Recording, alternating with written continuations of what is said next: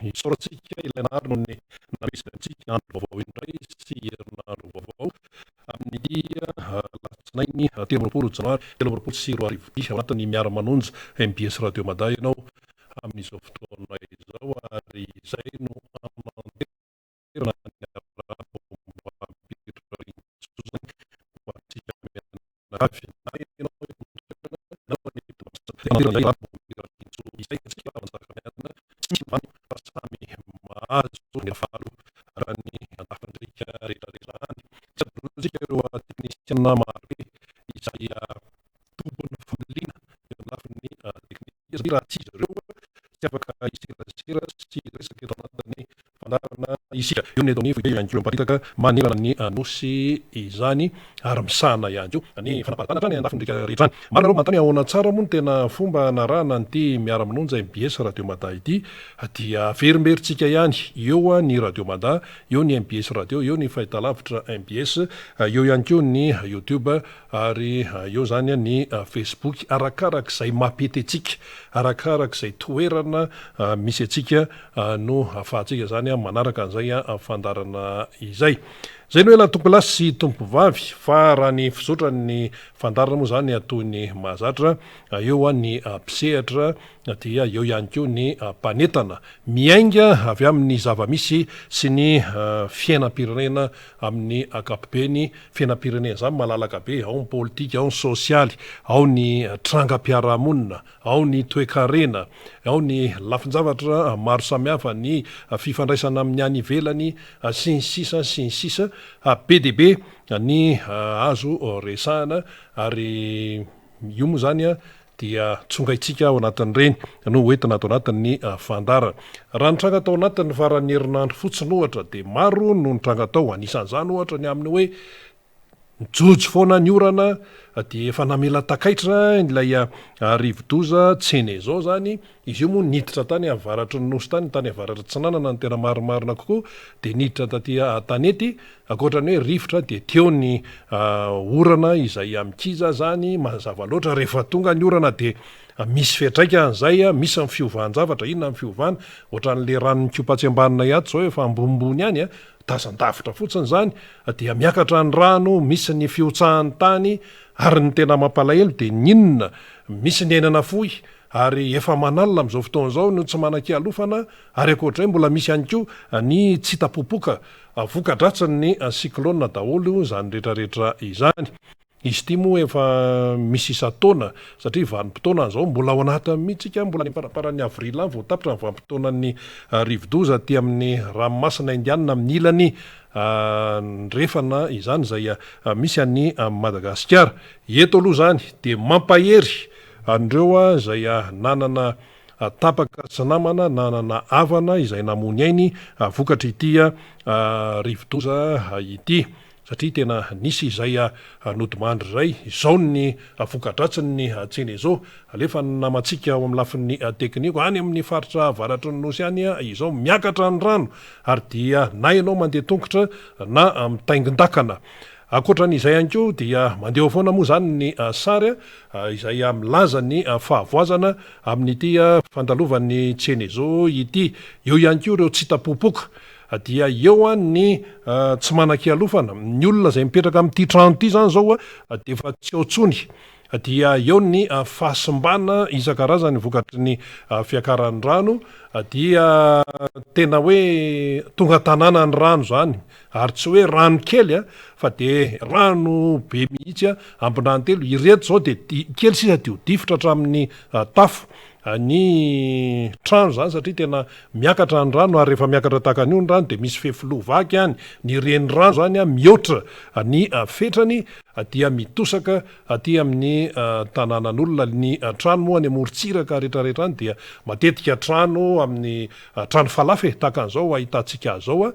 dia lakana ny tena miasa mafy dia mafy tokoa zany aloha amin'ny famonjena izay azo atao ny ain'olombelona aloha no tsy maintsy sy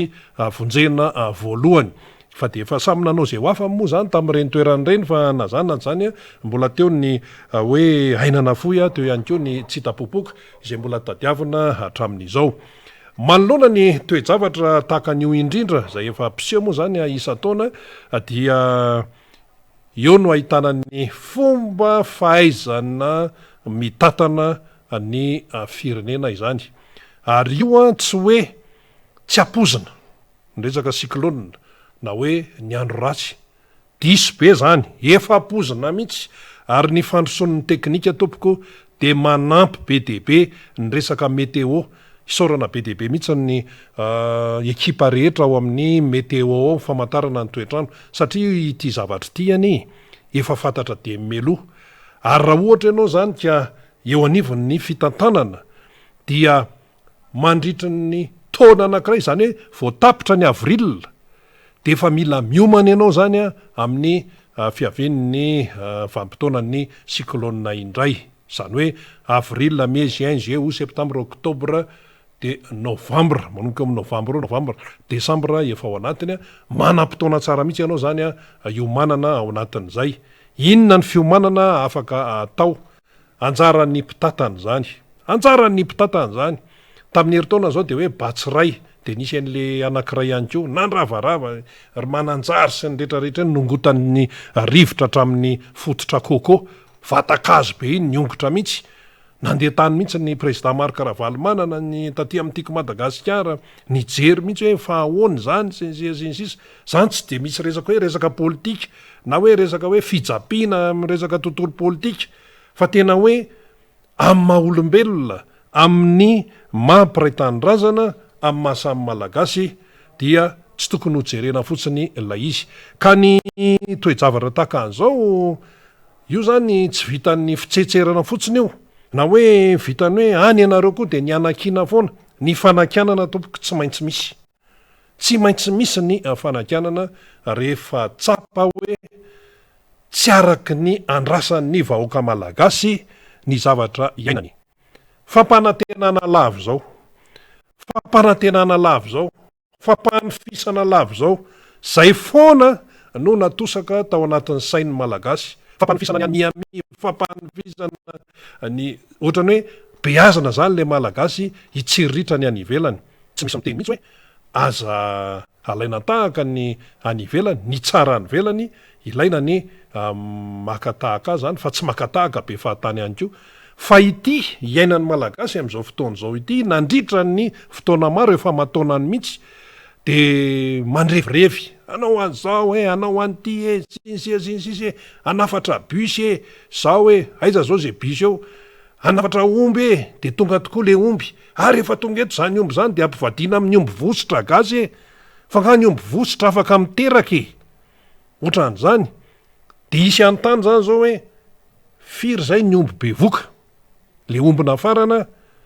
de ho ampivadina amin'ny omby vosotra malagasy, samy nahenao an'izany daholy a. Ary le omby nafarana avy any vela moa le omby vavy de escortena mihitsy, niala teny hivato, de eny ny omby, aiza zao reny, firy am'ireny no mbola velona,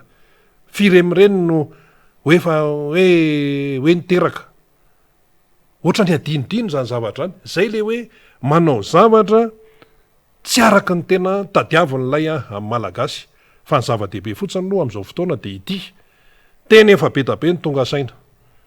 be dehibe mihitsy ny tonga saina. Io zany tsy voaisa kosa aloha hoe firy fa rehefa jerenao fotsiny a de efa mety tonga saina amin'ny malagasy, satria ilay fangirifirina sy ilay fahasairanana sy ilay fahantrana efa mikikatra any amin'ny taolana mihitsy a, de mahatonga saina, mampiverina ny sain'le malagasy. Tena miverina mihitsy le sain'ny malagasy satria teo zany le hoe fampanantenana, teo le hoe rehefa zay ny tonga eo amin'ny fitondrana de ataonay ohatran'izao, ataonay ohatran'izao, de roboka tokoa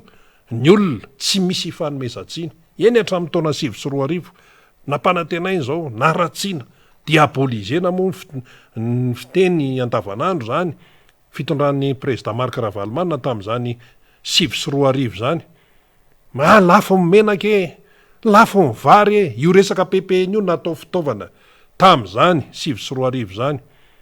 Tany nikitiana lay ampony le malagasy, de nandeha ny tetezamita, lasa tetezmitatra lavabe, dia nandeha de nisy fifidianana, nandeha ny resaka lalam-panorenana, de ny karapokotany no nalefa tamin'izany eny de efa tsy nandeha arakin'izay izy e. Noho izany ny zava-misy amin'izao fotoana izao a de tsotra fotsiny, ratsy fanomboana tany amin'ny fototra mihitsy de efa vo averiny indre mpandeha tany amin'ny fototra mihitsy a de efa vo ny fitondrana amin'izao fotoan'izao zany hoe ny lalatsaina izay nitondrana hatramin'ny voalohany ka hatramin'izao 324 zao a de efa nisy fahavoazana anisan'izany ny hoe fifidianana ny olona izay hiara-iasa amin'ny mpitatana eo anivon'ny fitondrana hitane zany ny olona vety ivela mahitazany zao mantsy mivoaka ny feo any ambonimbony any tena voafitaka tena nisy namitaka tsy azo atokisanareo zany mivoaka am'izao fotoan'izao tsy aty anivon'ny mpanohatra no ivoahan'zany feo zany fa any anivon'ny fianakavimbe ny fitondrana no ainona an'zany amitsika amin'ny teny zao tena misy mamitaka tena tsy atokisana tsononareo ahoana mifamitaka ohatran'zany sinsisa de tsy hoe vitana sehatra anankiray no aenona feo ohatran'zany fa amina sehatra hafa ihany ko eo amin'ny sehatra ny fitantanana sy ny andraikitra fiarahamonina de ahitana tsy fitovikevitra ary ahitana fanenjehana eo amin'ny samy olony fitondrana na eo amin'ny olona napetraky ny fitondrana na io zany voatendry na voafidy ahoana zao reny tanytsoromandidy reny ahoana zao reny samy manana andraikitra eo amin'ny firenena any am'zany fahatry tsoromandidy zany ny olona mifanenjana ao anatin'le izy de inona nivokany le fiainam-bahoaka aty izay tsy misy idira ny vahoaka mihitsy ny vahoakany raha ny any tsoromandidy sy ny any bonglave mitady vola izy dia miaina no afahan'zay fahafahamiaina ao izy fa le problema resaka avoleta ina ny tiana tenena am'le avoleta tena tompona andraikitra ty ambony zany misahana nlay sa manany andraikiny aloha ohatra zany hoe gouverneur manany andraikiny député manana ny andraikiny fa olona samy matretre manana maizy azy eo am'lay faritra no mifandona de zay fifandonana ny ambony an'zay no misy fiatraikany aty am'le vahoaka tsy mandady arona fomba fiteny moa zany misy fiatraikany aty am'le vahoaka fa ngary eo vahoaka ny tsoromandidy sy vahoaka ny bonglave reo miteny hoe medivinareo fa ny tena marina ry zareo ny te hiady eo no ny lafiny maro fa ny tsy zakany olona de ity misy fiatraikany ratsy eo amin'ilay fiainana sanandro ilay toetra ra izany de zao zany zao io ny vokaratsy ny cyclone io ny andro ratsy de inona moa zany no atenaina ao anatin'le izy fa ny zavatra hita aloha zay zao soavaly miatobilina miakatra ny rano de samy manovokovoka am'izay eo ampelantanany aloha le vahoaka samy manovokovoka an'izay eo ampelantanany de mbola misy lay hoe trano tsy misy avaratra zay tsy maleky alofana zay le fahendrena malagasy zay tondrotokana tsy mahazo ao azo ray tsy mba ala dikan'zay lay fiarahamentana sy ny fihavanana sy ny firaisankina hitataritra voaka avy any amin'ny fokon'olona izay rehefa misy ny voina mantsy io rehefa misy ny voina tahaka an'izao fa tsy hoe tena ohatra inona indray zao nyvola azo avany velany amin'ity inona indray zao nyfanampiana azo avany velany amin'ity zavatra ity raha ny tokony hoy zany Madagasikara efa zatra andalovan'ny cyclone ary raha ohatra raha hoe ampitahaina tsotsotra fotsiny ny cyclone makaty mandalo a Madagasikara zany mandravarava misy dega isan-karazany fa zany rivodoza sy ny rambondanitra ny États-Unis zany ohatra mivoafarany teo tany Californie zany ane ka tena enjana zany akory tsy midika hoe maivana ny eto amintsika fa izay le hoe fahaizana mitatana fahaizana tena hoe mitsinjo ny hoavy fa ny zavatra misy zany am'izao fotoan'izao na am'resaka cyclone io na am'resaka fiainana isan'andro na am'resaka toekarena io na am'resaka lanjam-bola io de tsy misy ny fitsinjovana fa resultat tsy fahaizana no misy am'izao fotoan'izao aloha tsy olokolaka mihitsy le izy misy miteny mantsy hoe aona koa zany lasa Andriamanitra meny sasany tsiny fa nga zany mety efa zao ve ny fahavoazan'ny malagasy efa zao ve fahoriana, mivary ve fa 3,000 ndray kilao, mihoatra ny 3,000 ary 200 sy 3,000 ndray kilao any amin'ny faritra sasany any. 500 sy 200 sy 3,000 any amin'ny faritra sasany. 1000 latsaka kely ndray kapoka amin'izao fotoan'izao. Efa zany ve fahasairanana? Dia ahoana mbola sin'Andriamanitra ihany anty resaka rivo-dozy ity? Fevitra tsy fevitrareo izy ary lalako tsy lalanareo. Misy dika fa mila tonga saina zany lay malagasy. Ary malagasy aloha zay tenenin'izay. Fa ny tompona andraikitra isan'isany sy ny fianakaviam-beny ny manana andraikitra eo amin'ny fitondrana ve ahoana ny mba eritreritra zareo e? Manoloana n'ity fahoriana ity. Jereo tsara, Yonkere any faritra atsimo. Efa misy ny exode rural, dia misy koa ny exode amin'ny endriny hafa. Mifindra monina zany avy any amin'ny faritra atsimo any dia makany amin'ny faritra azo ivelomana. Fa misy zay. Ao zany matin'ny anoanana, matin'ny tsy sikanina, mahikely, tsy ampy rano, eo ndray ny miaina ao anaty rano be. Jereo amin'izany anie ny mahazo antsika malagasy. Ny valala moa zany tamin'ny fotoan'androny efa niainana teto, ary nisy fotoana anankiray zay efa tonga teto Antananarivo ny valala ohatrany hoe loza voajanahary foana no iainantsika. Lasa mametsiny an'Andriamanitra ny sasany hoe ohatrany tsy mety kosa rangazy zany ve zao hoe mahazo anay dia ahoana? Fomba fijery hafa moa zay tsy dia hidirantsika loatra moa ny resaka finoana sy ohatr'izany fa ny zava-misy aloha dia izao. Mibaribary ny tsy fahaizana mitantana, mibaribary ny fitiavan-tena, mibaribary ny tsy fitsinjovana ny hafa, ary mibaribary ny tsy fitiavan-tanindrazana. Ireo razambeny tany amin'ny vanim-potoana ny fanjanahantany tena na fanjanahantany nafoy ny ainy mihitsy e. Firy ny maty tsy hanonona anaran'olona eto tsy hanonona anaran'olona eto fa be dia be ny nafoy ny ainy mihitsy tena foky mihitsy ny aiko ho an'ity tany razako ity. Fa ahoantsika amin'izao fotoan'izao ve mbola mipetraka ve zany? Manahoana isika? Fa eo ny loza voajanahary fa mibaribary, mampibaribary ny tsy fahaiza mitantana eto amin'ny firenena any dega aseho an'ny loza vokatry ny loza voajanahary. Resaka lalana fotsiny izao tsika. Mbola tsy cyclone anie dia efa potika ny lalana eto Madagasikara e. Mbola tsy nisy cyclone anie dia efa potika ny lalana amin'ny 67 hectare e. Mbola tsy nisy cyclone anie, mbola tsy vanim-potoana ny cyclone anie dia efa potika atsy. Fa otorotiny no mamaika ny sasany. Ny anototra tambarin'olona no mamaika ny sasany. Dia rehefa imenimenina le tompona tambary ry ambolo ry, ary atalata ny volon'ondry ry, dia mahita argument foana zany ny mpitatana eto amin'ny firenena. Ka zao ny antony. Eny e, ny argument misy, fanazavana misy, fomba manazava. Fa ny résultat aloha hatreto dia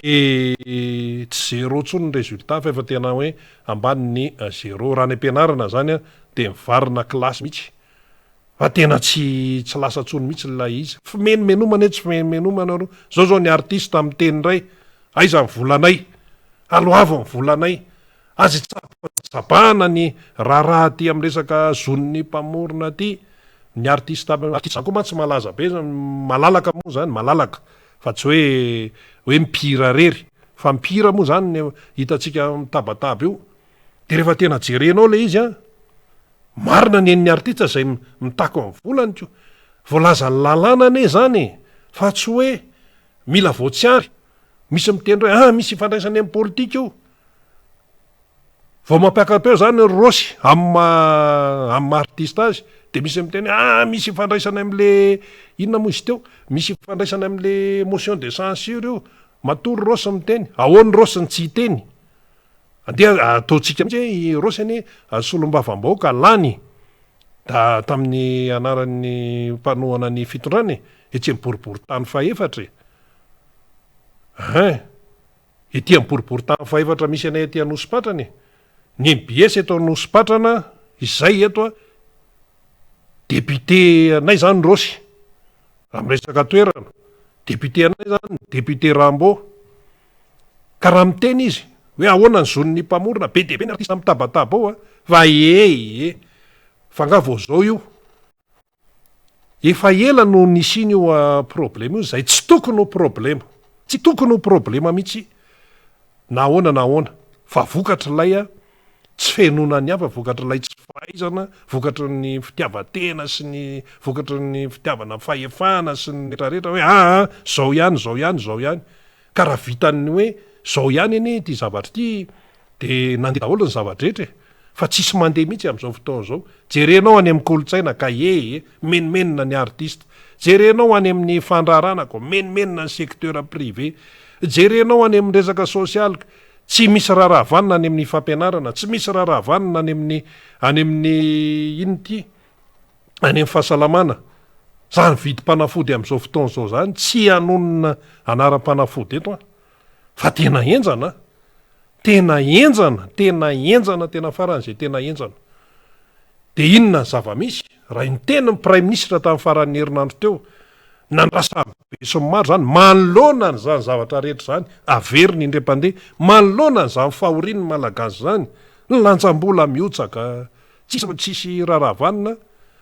de zao na tenain'ny olona hoe tena mety ametra-pialana ngamba ny prime ministre tsy hoe ametra-pialana hoe ahoana moa zany na hoe misy manerina ohatra zany satria reny efa fofon'ny fijalim-bahoaka zany reny hoe motion de censure reny na nisany teny hoe nitsefitra iny na tsy nitsefitra iny efa nisy aloha zany le fizorana nakany amin'ny motion de censure zany hoe ny député zay solombavam-bahoaka solo-tenam-bahoaka ao anatin'ny androm-panjakana no nanangona sony de hoe mila miroso amin'ny motion de censure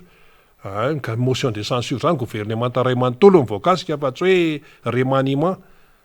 zay le izy de rehefa reny moa zany nitranga zany hoe motion de censure nitsefitra zao hoe tonga de nanao be fiaviny avy any amin'ny tary sy ny tatsia de tany iny zany de ohatrany hoe vita ho azy de sasany teny hoe tsy vita ho azy iny fa iny mbola 8 eo toy sisisisisisisisy de midina ny lanjam-bola ny ariary miakatra ny vidim-bary efa any amin'ny 3 ariary ny raiky lao efa mividy vary amin'ny tapakapoka ny malagasy sasany eto Antananarivo fa ny mpivarotra tsy tonga de manome fa mbola amin'ny négosy aloha négosy mahamenatra ny izy am'le négosy fomba fiteny zany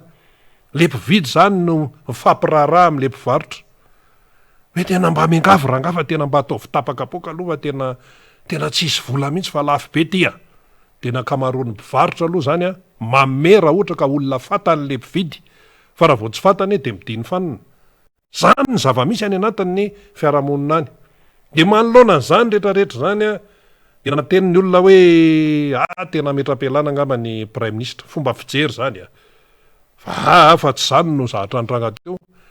ny filoham-pirenena ozy no nanendrena ka raha filoham-pirenena no miteny hoe miala de hoe zay zany zay le valy teny eniny be sy maro zay fotsiny no raisitsika cyclone zao ty tonga ndray misy ny dega zay zany nentsika tamin'ny faran'ny herinandro teo zany hoe raha ohatra ka tena tsy mandeha ny administration de tsy ataontsika hoe raha ohatra fa zay ny zava-misy tsy mandeha ny administration satria ny prime ministre lehibe ny gouvernement tatomboko de lehibe ny administration samy fahefanam-panatanteraka ny ao amin'ny primature sy ny any amin'ny fiadidina ny republika fa ny prime ministre no lehibe ny fitantanana mihitsy zany amin'ny resaka exécutif hoe tena hoe metraika any amin'ny vahoaka lehibe amin'ny ministera sy ny sampana rehetrarehetra any rehefa atsona hoe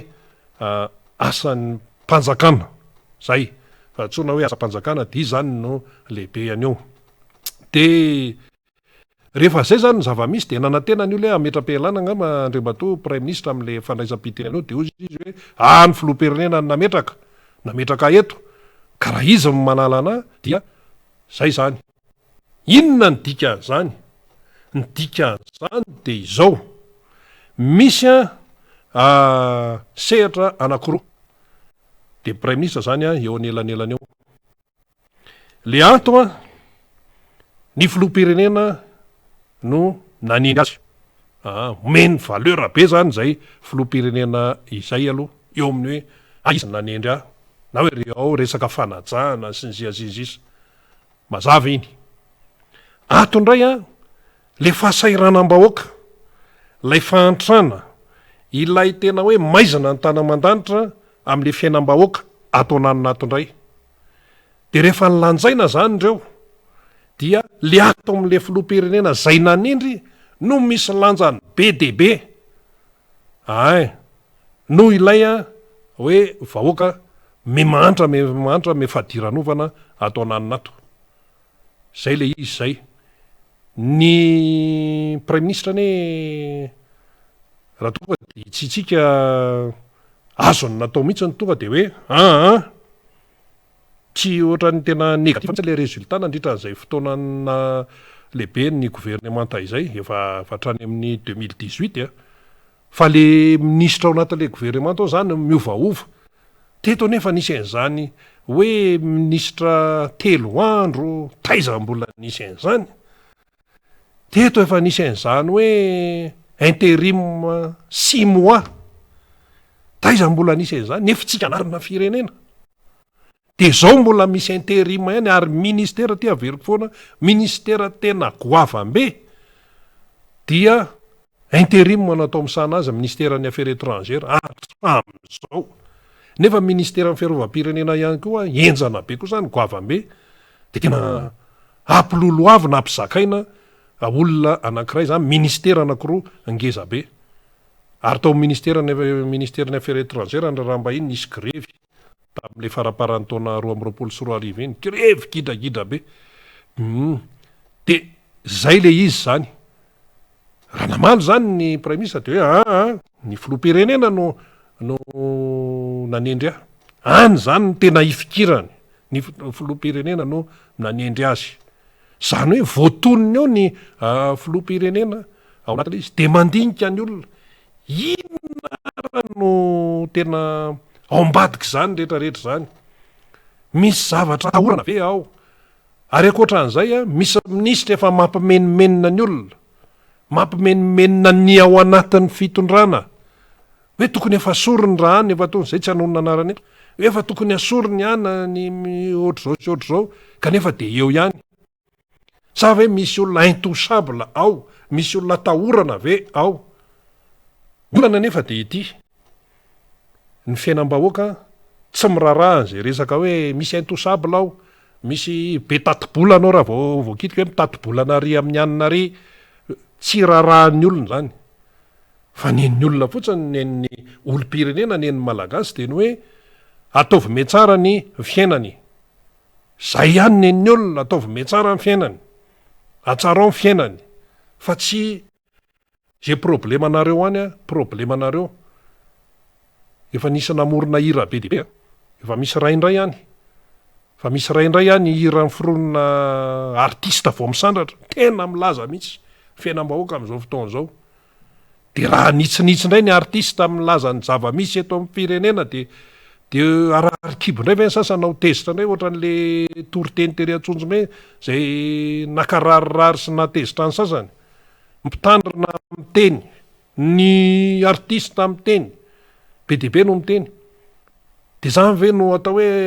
atezitra na ohatran'izany fa raha tena misaina tsara zany mahafantatra ny tokony atao inona ny tokony atao inona ny tsy tokony atao manoloana ny lay raharaha fa io ane zao hoe na afenina tony inona ary ny zavatra misy ao ambonimbony ao de fantatro ny vahoaka hoe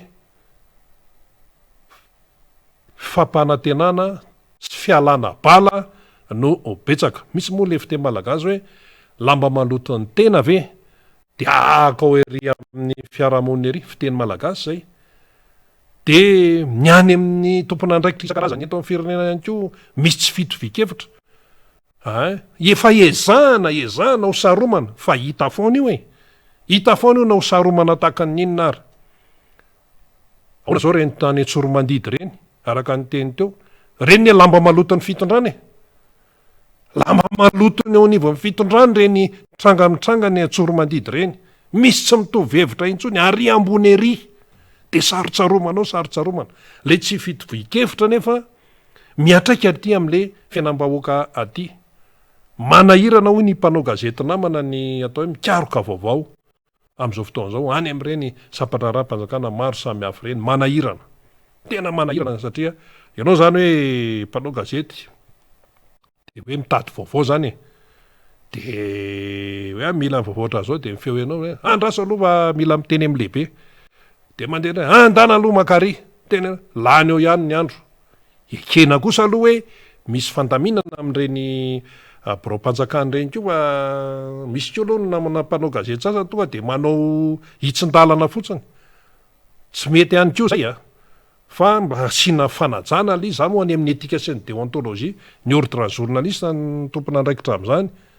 tena nay fa atao anatin'ny birao an'ny ordre journaliste tamin'ny fotoanandro zay ambakany Sokobe Rue Ferakotomaro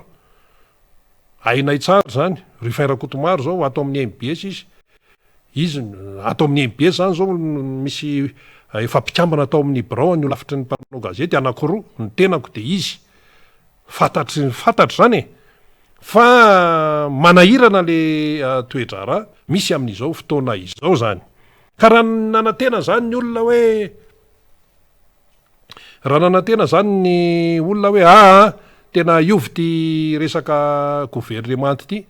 inona ny teo ny eo ihany aloha zany mbola eo aloha atreto fa ny résultat de mbola mesahirana fontsika ny resaka harem-pirenena sy ny sisa de niary amin'ny tontolo fivavahana ary no ataon'ny sasany matyentsika vao miteny ny mpitondra fivavahana de mahita ho tenenina alao hiteny zay hiteny zao zany zao ny eo anivon'ny FFKM miova ny fitantanana tamin'ny faran'ny herinandro teo satria teo anivon'ny Ecclesia Episcopale Malagasy ny Anglikana zany ny anao ny tantana ny FFKM de manomboka izao indray zany de ny fiangonan'i Jesosy Kristy eto Madagasikara na ny FJKM no mitantana an'izany FFKM zany. Zay le izy, zay le fifandimbiasana. Ary rehefa misy ny fifandimbiasana raha ny FFKM de mazava tsara mihitsy ny asa atao, ny zavatra atao, ny fitaizana ara-pinoana sy ny sisa. Fa tia raha mba fanontaniana kely mba apetraka aloha satria misy mantsy ny sasany tena marary mihitsy ny kibony na marary ny vavonina, tsy haiko hoe inona marary eo aminy eo, marary ny fony. Raha vao miresaka an'izany hoe FFKM zany, raha vao miresaka an'izany hoe FJKM zany, miresaka an'izany hoe Anglikana zany na hoe miresaka an'izany hoe Luteriana zany, ka mandray andraikitra, miteny mahitsy, miteny mivantana ny ray aman-drenim-piangonana de marary ny kibony sasany na marary ny andohan'ny sasany na lasa tsy mahalevokanina ny sasany na tsy mahita tory ny sasany na lasa manonofo ratsy ny sasany tsy fantatra tsony. De zao le fanontaniana hoe raha ohatra ary ka tsy nisy FFKM mateto amin'ity fireneny ity, raha ohatra ary ka na hoe nisy ny FFKM fa tsy nandray ny hoe andraikitra tokony tandrify azy hatrany amin'izany taona 170 zany, inona ny tranga teto? Inona ny tranga teto? Raha tsy teo reo ray aman-drenim-piangonana reo, raha tsy teo ny fiangonana, inona no ny tranga teto? Manoloana ny beloha ataon'ny sasany, manoloana ny fandribana ataon'ny sasany, manoloana ny fampitehan'ny fanabeazana ataon'ny sasany any ananiny. Zao tena hoe potika ny amin'ny akapobeny noho ny fahantrana sy noho ny fahasairanana de tsy misy intsony ny fifampiresahana eo amin'ny zanaka sy ny ray aman-dreny. Tsisy intsony ny fifampiresahana sy fifampidiniana eo amin'ny zanaka sy ny ray aman-dreny. Matetika mantsy eo amin'le miara-misakafo iny zany no misy zay fampiresahana zay. Nanahoana fianarana tanaka izy? De manontany ny ankizy, manao ry dada sy manao ry dada sy mama na manao ry papa sy maman le momba zao sy momba zao, tsy azonay le resaka momba ny zavatra miseho eto amin'ny firenena, ahoana momba ny fifidianana sisa. Eo amin'le misakafo iny no ifampiresahana zanaka sy ny ray aman-dreny. Zao nga misy an'izany firy-tsony, tsisy an'izany firy-tsony, fa efa samy hafa amin'ny fotoana hihinan-kanina. Ny ray aman-dreny mety amin'ny 7 alina vao tonga, ny ankizy amin'ny 9 ny tonga avy mianatra de manao devoir tonga de matory, ny ray aman-dreny amin'ny 7 alina vao tonga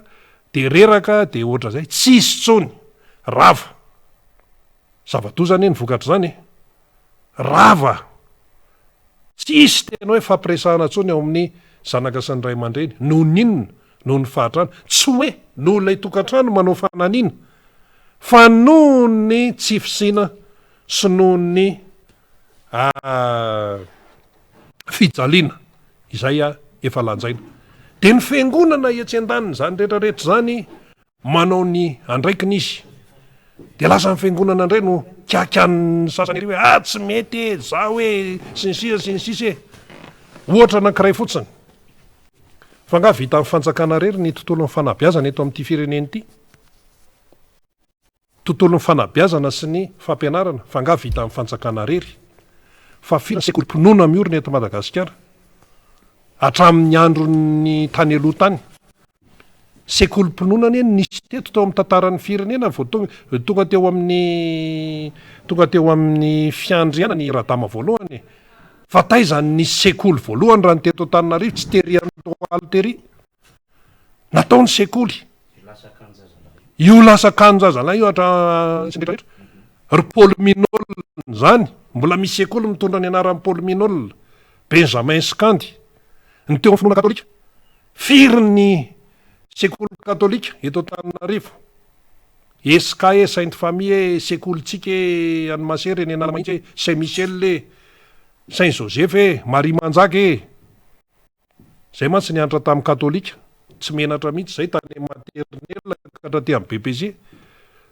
zay tena nitaizaina mihitsy tao anatin'ny finoana katolika tsy menatra mihitsy zay teny zany zay nianatra tao amin'ny sekolitsika de avy eo indray de nafindra ny ray aman-dreninay zany nakany amin'ny Paul Minol any amin'ny Paul Minol tsy any FJKM marery fa iarahana amin'ny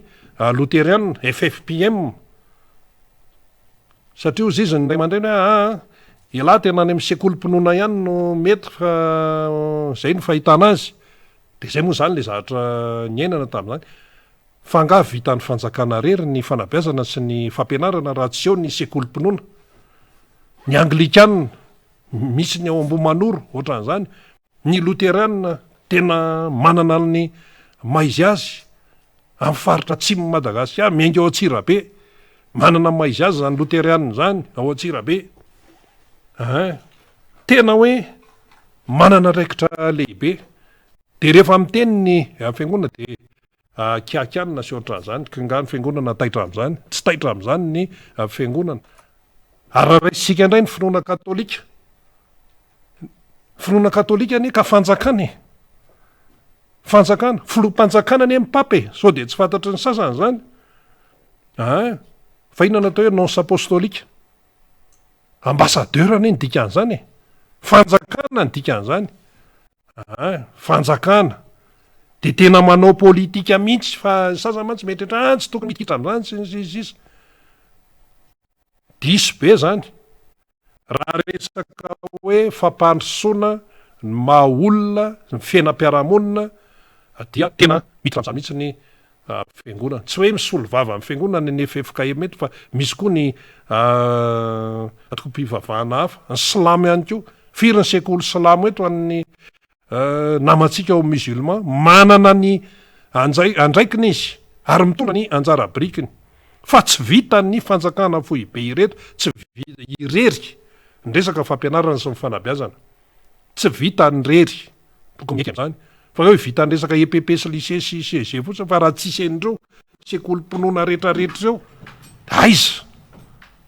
aiza mandeha makaiza ary mitondra fivavahana de miditra tsara mihitsy amin'izay resaka hoe fampandrosoana ny fiainam-piarahamonina izay enjana ane zany cardinaly Gaëtan Razamahatratra zany ny mpanao gazeta miraingiraingy mihitsy rehefa tratra ny teny mahitsy mety hoe mampalahelo mety hoe miteraka alahelo izy fa tonga de teny mahitsy zay aloha efa nisan'ny nahazo fa raisina hoe ray aman-dreny ary rehefa tena raisina mpatoniana tsara de tena hoe teny ray aman-dreny fa tsy hoe hoe miteny le olona de hoe tonga de mandraisa zany tena tsy mety kosa reny tena matezitra kosa reny zao hoe tena mampisaraka ny FJKM kosa le teny le pastery aiza zay misaraka eo fa zany pasteur Richard Andriamantsatso zany ane tena tompon'ny fanaovana politika ary nanana toko politika fa nga mpiangonao amin'ny fizika mambotately nga KFM ka de régime daholy fa nananao politika ny pasteur ary Sarandriamanjato zany olona zany eny nitarika olona teny amin'ny arabe ary teny avao amin'ny baiboly mihitsy no mivoizana natao slogan eto miakatra ty fireneny ty andao anodidina manda ny Jeriko de mirodana io tamin'ny raika amin'ny 700 zany zavatra zany ka raha hoe tena tao anatin'ny sehatry ny politika any anatina toko politika ry Sarandriamanjato mpitandrina fa nga vaky ny FJK mambotately zay le hoe diso be le fitenena sasany hoe raha vao miteniteny an'izany ny mpitandrina de hoe hivaky io FJK io tsy mivaky zany io raha mbola Andriamanitra no Andriamanitra zay le izy ary Andriamanitra mampiteny an'ireny mpitondra fivavahana ireny ohatra zany eny mampiteny mpaminany izy tamin'ny testamenta taloha sy ohatran'izany fanjaranao zany no mandray de ny sasany zany tsy eny toriteny tsony na hoe mandeha miangona izy de mandeha ny hira de mihira izy mandeha ny vavaka de mivavaka izy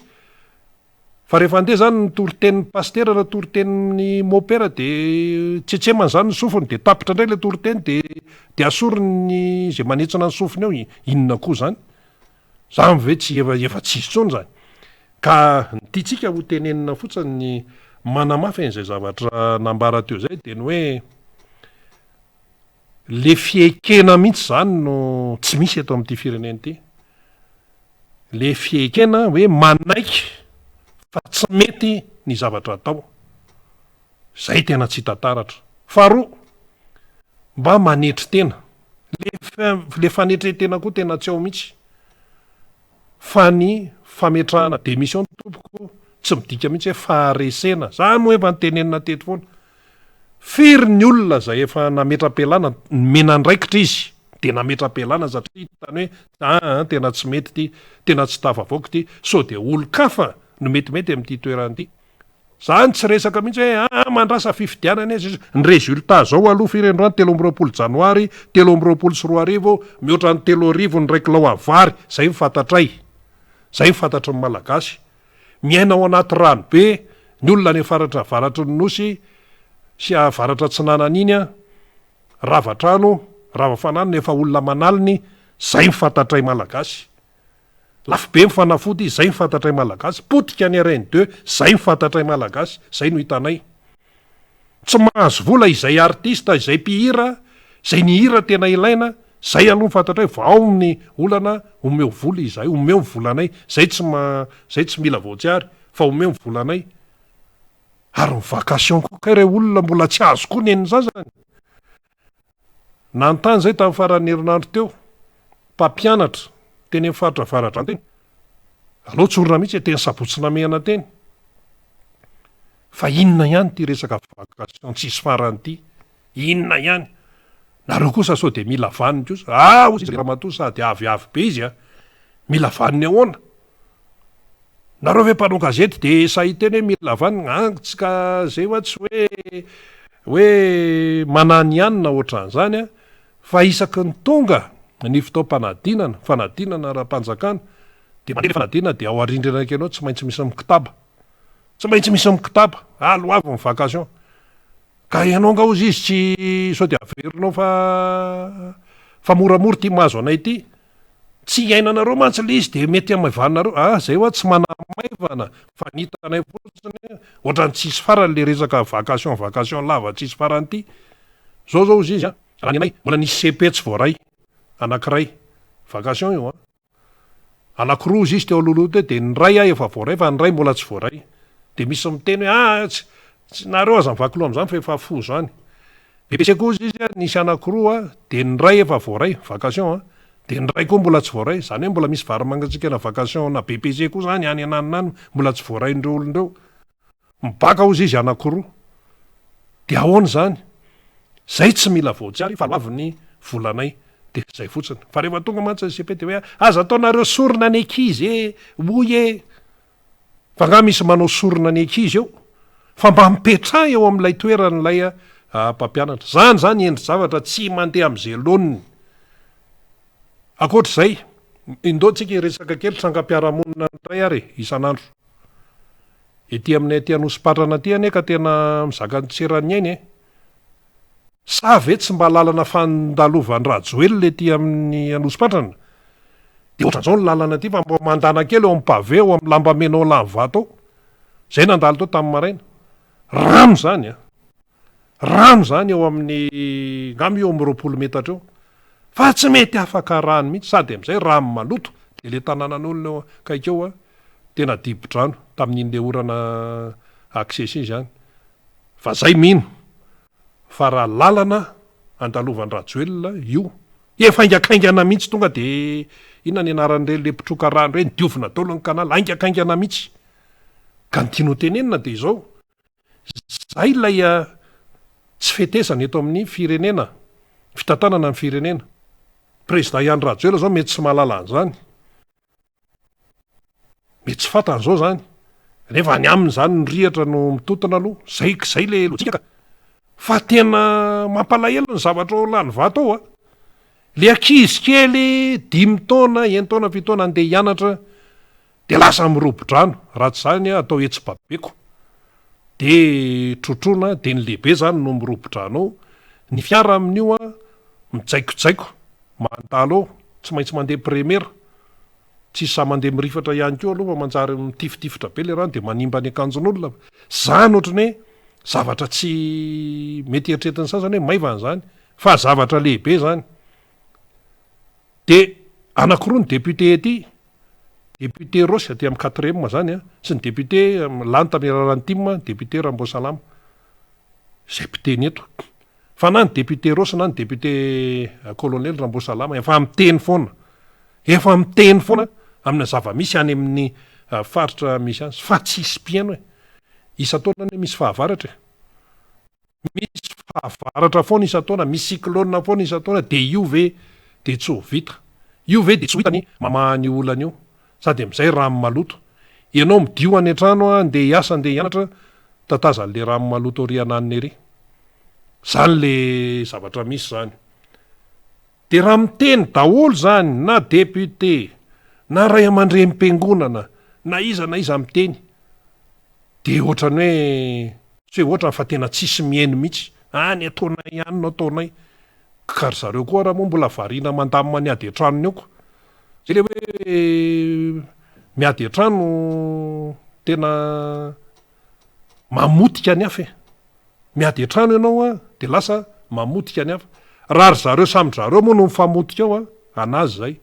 fa ry zareo le mifamotika sy mifanenjika efa tonga ny an-dalambe ohatra ny tantsoro mandidy de le fiainam-bahoaka aty no mifafankihoany tsy rariny zany fa raha ohatra zany zao hitsina ndresaka raha tena hoe misy mifandraisana andraikitra de tonga de zay lehibe any etapiny any zay samy ohatra hoe zay samy eo amin'ny fitondrana mantsy eo mifanenjana io hoe mety misy ihany ny hoe indépendance sisa fa endriky ny fanenjanana eo amin'ny samy mpitondra io resaka tsoromandidy io de tokony tonga de alaminy any ambony any zany fa rehefa mitarazoka ary eto Madagasikara eto de zao ny zavatra tsapa rehefa misy problema na inona de andrasana hitarika lasa olana goavana be le izy nefa zavatra tokony ho voalamina ry ananina ry de eo amin'izay miteny ny tompon'andraikitra any ambony any aka zay tsy nahafantatra an'izany mamitaka nareo sinsisa tsy azo tokisana de lasa ohatr' zany sisa lay toetra raha zany manoloana ny miaina n'lay malagasy de tapidalakale le malagasy de iteny am'izay ary le olom-pirenena hoe vonjeo zay ry dada tena vonjeo zay fa maty zay ale rehetrarehetra de miteny zany ahenona feo an'izany daholo na rem-pianakaviana na tatsaha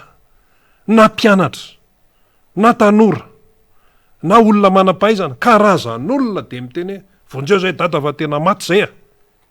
président Marc Ravalomanana ny tena tenenina amin'io lozika be normal be raha miteneny zany ny olona normal be zany tsisy adevitra zany tsy misy adevitra raha zay no tenenin'le olona tsisy nanery reo olon'ireo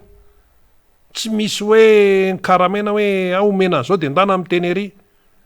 fa reny président Marc Ravalomanana manana mandeha reny eny mijanona amin'ny toerana anankiray tsisy manam-po tsisy manam-po tantarain'izay mpanao gazety miaraka aminy sy ny délégation tsy misy manam-po fa tonga de any amin'ny toerana tsy fantatra any jana de miazakazaka ny olona matao tongotra katoka mihitsy na rem-pianakaviana na ina tonga ao président Marc Ravalomanana de hoe ahoana président koa moa tonga de miresaka amin'ny olona inona mahazo anareo zany sisa ahoana de zay zany le etaetapon'le olona dia zay ny zava-misy faniriny de mba hatongavana amin'ny tena hoe tena ofenina nefa le fanirina tsy maintsy mandalo amin'ny fifidianana tsy maintsy mandalo amin'ny fifidianana tsy maintsy andalovana io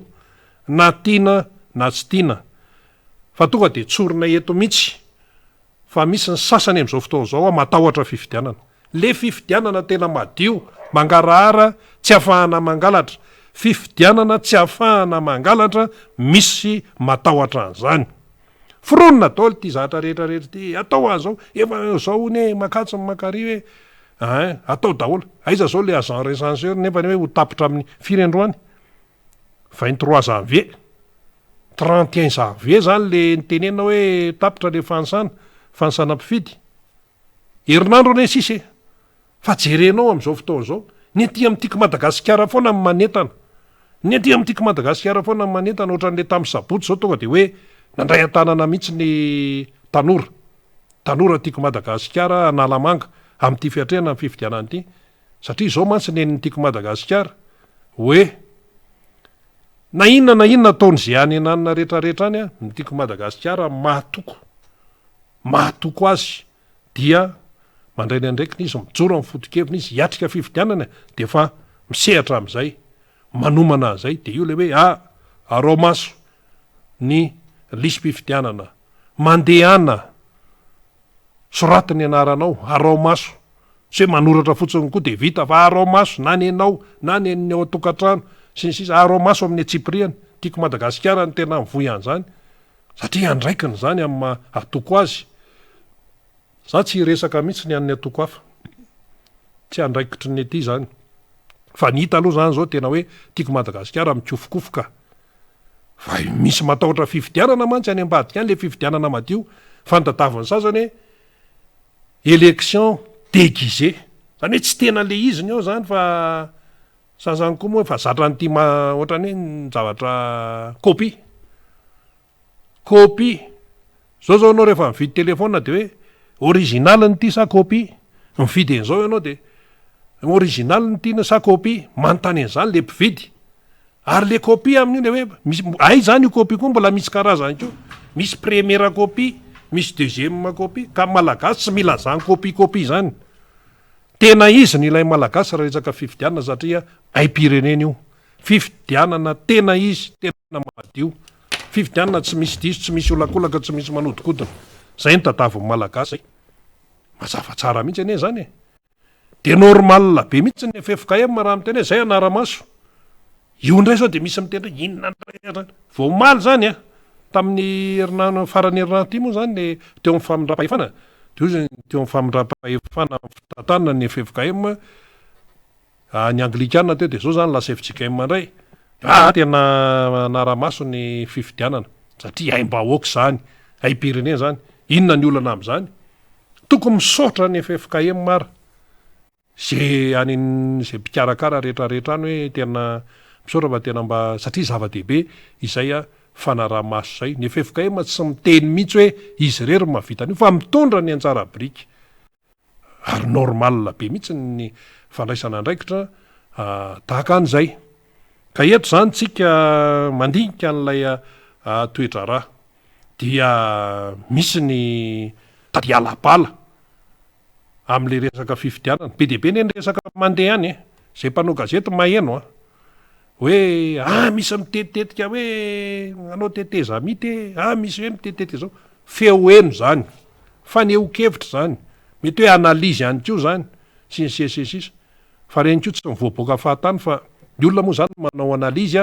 mety misy ko nefa mifampiresadresaka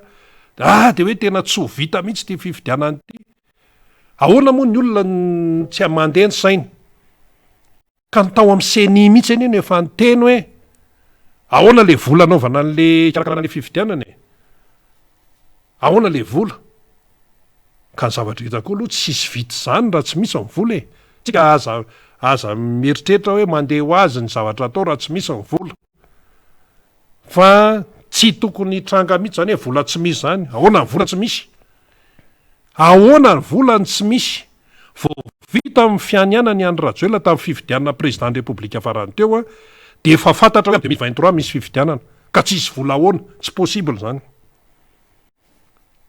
ka ny avany velany ahoana ianao aloha ny tompon-draharaha de ataovy amin'ny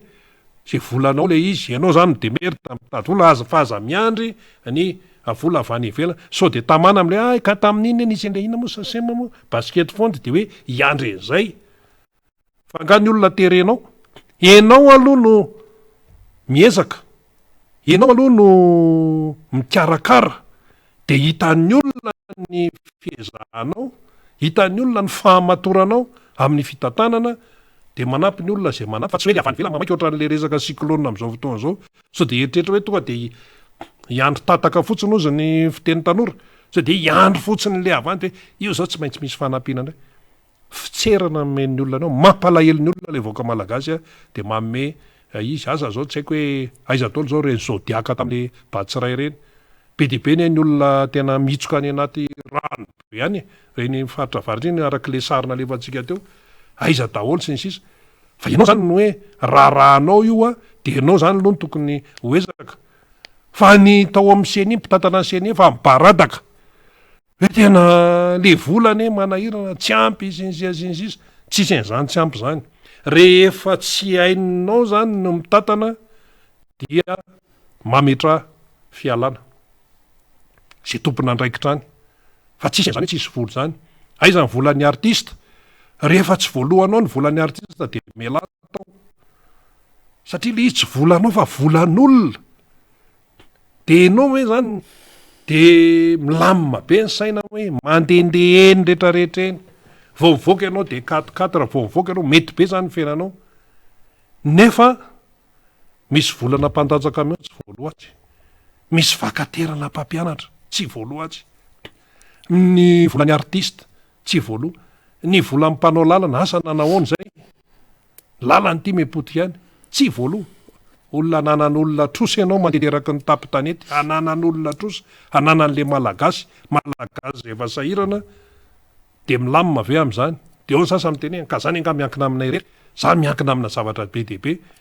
ny voaka malagasy tsy te halalany zany izy efa miainao anaty fahasairanana na mifamitaka ao nareo na mifaminkapinganao nareo tsy raharahan'ny olona zany fa le résultat no tonga de jerena de ohatran'le tao a belera zany zao nde aloha averintsika kely ao amin'ny namana teknisianao ilay tao belera tamin'ny faran'ny herinandro teo tamin'ny ny tanora analamanga zany miatrika ny hoe fiomanana am'zany fifidianana izany tonga tao ny président Marc Ravalomanana betsaka ny zavatra nytenenina tao fa ny azo ambara fotsiny aloha de ny hoe vonina tsara mihitsy ary afaka hiatrika tsara mihitsy efa masaka tsara ny tanora tiako Madagasikara tsy analamanga ihany fa miparitaka manerana ny nosy nde ho arahantsika ny FDB ny votra tamin'izay tanora tiako Madagasikara tao a belera izay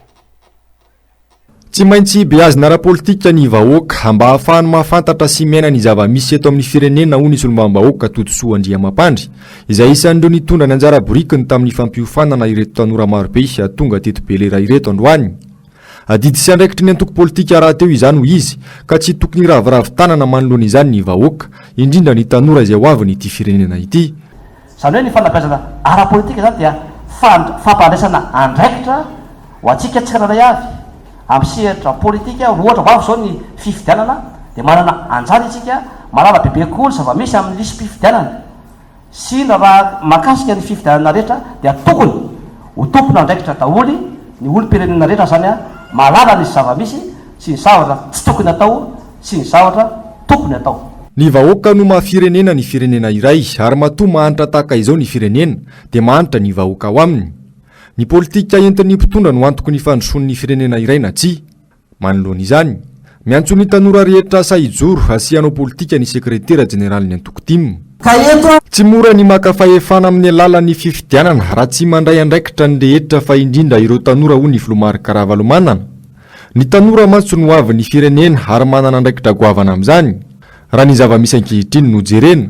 dia ho maizina ny ho avy ny Madagasikara ary raha toka tsy misy ny fanovana dia vao maika hivarina kady tanteraka ny firenena. Tena ataontsika amin'izao fotoana izao hoe ny tanora no avy ny firenena. Fitenin'ny olona foana zany, tsisy ho avy zany eo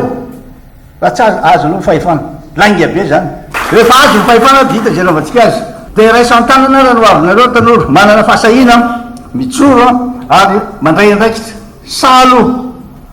ny antony anaovan'ity formation ty tsisy olona sa zany raha tsy malala hoe antsana be eo ambadika eo. Mahay ao nandanako mandeha le parapandy hoe sady saoty ave sady iny mahay ary efa aveo vita tafatsambikina any.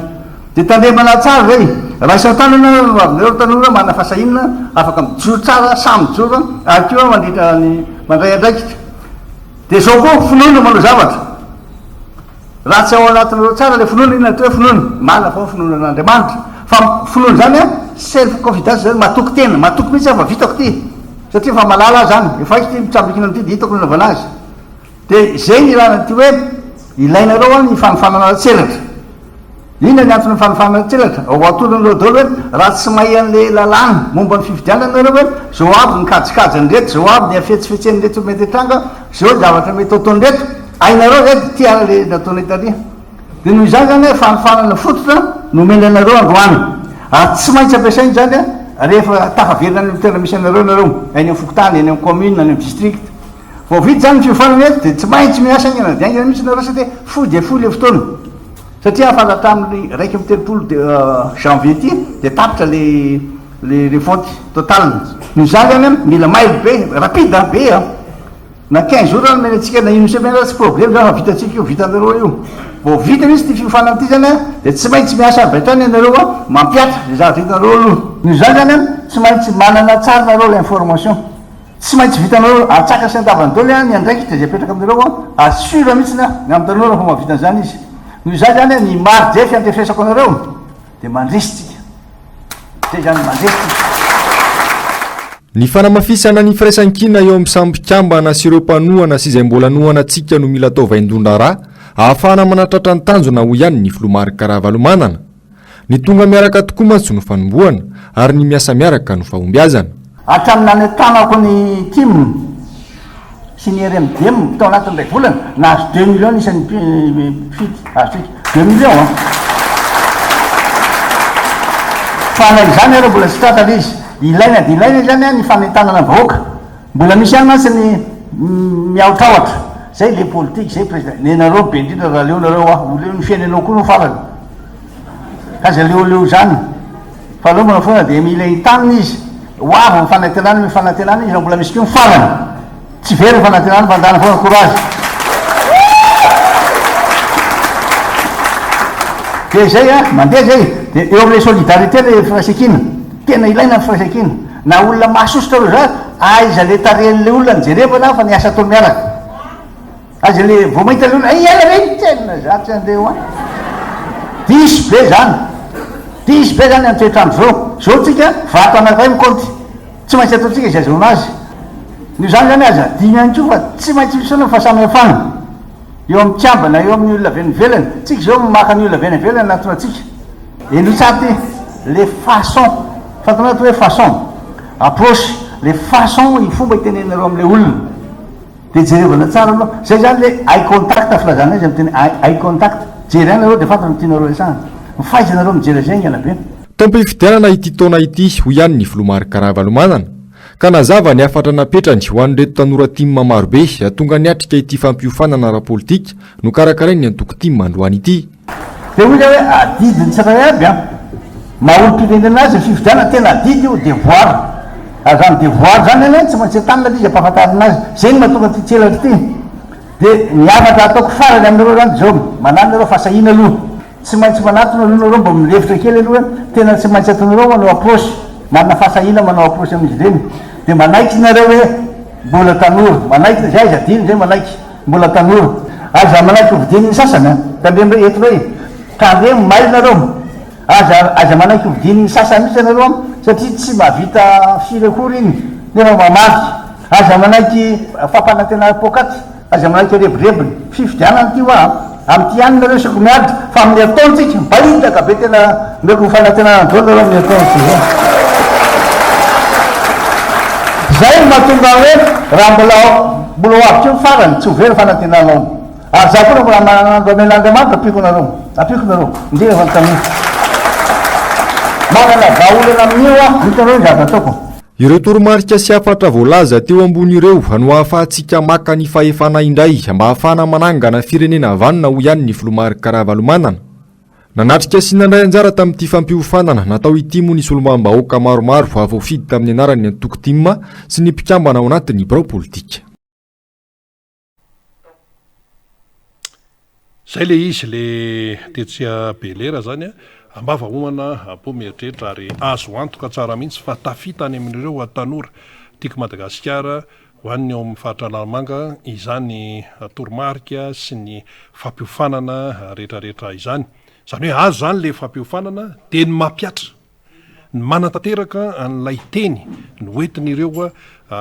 tompon'andraikitra eo nivony tiako Madagasikara ny hoentin'ny filompanorana président Marc Ravalomanana ny tena zava-dehibe mihaino anao zany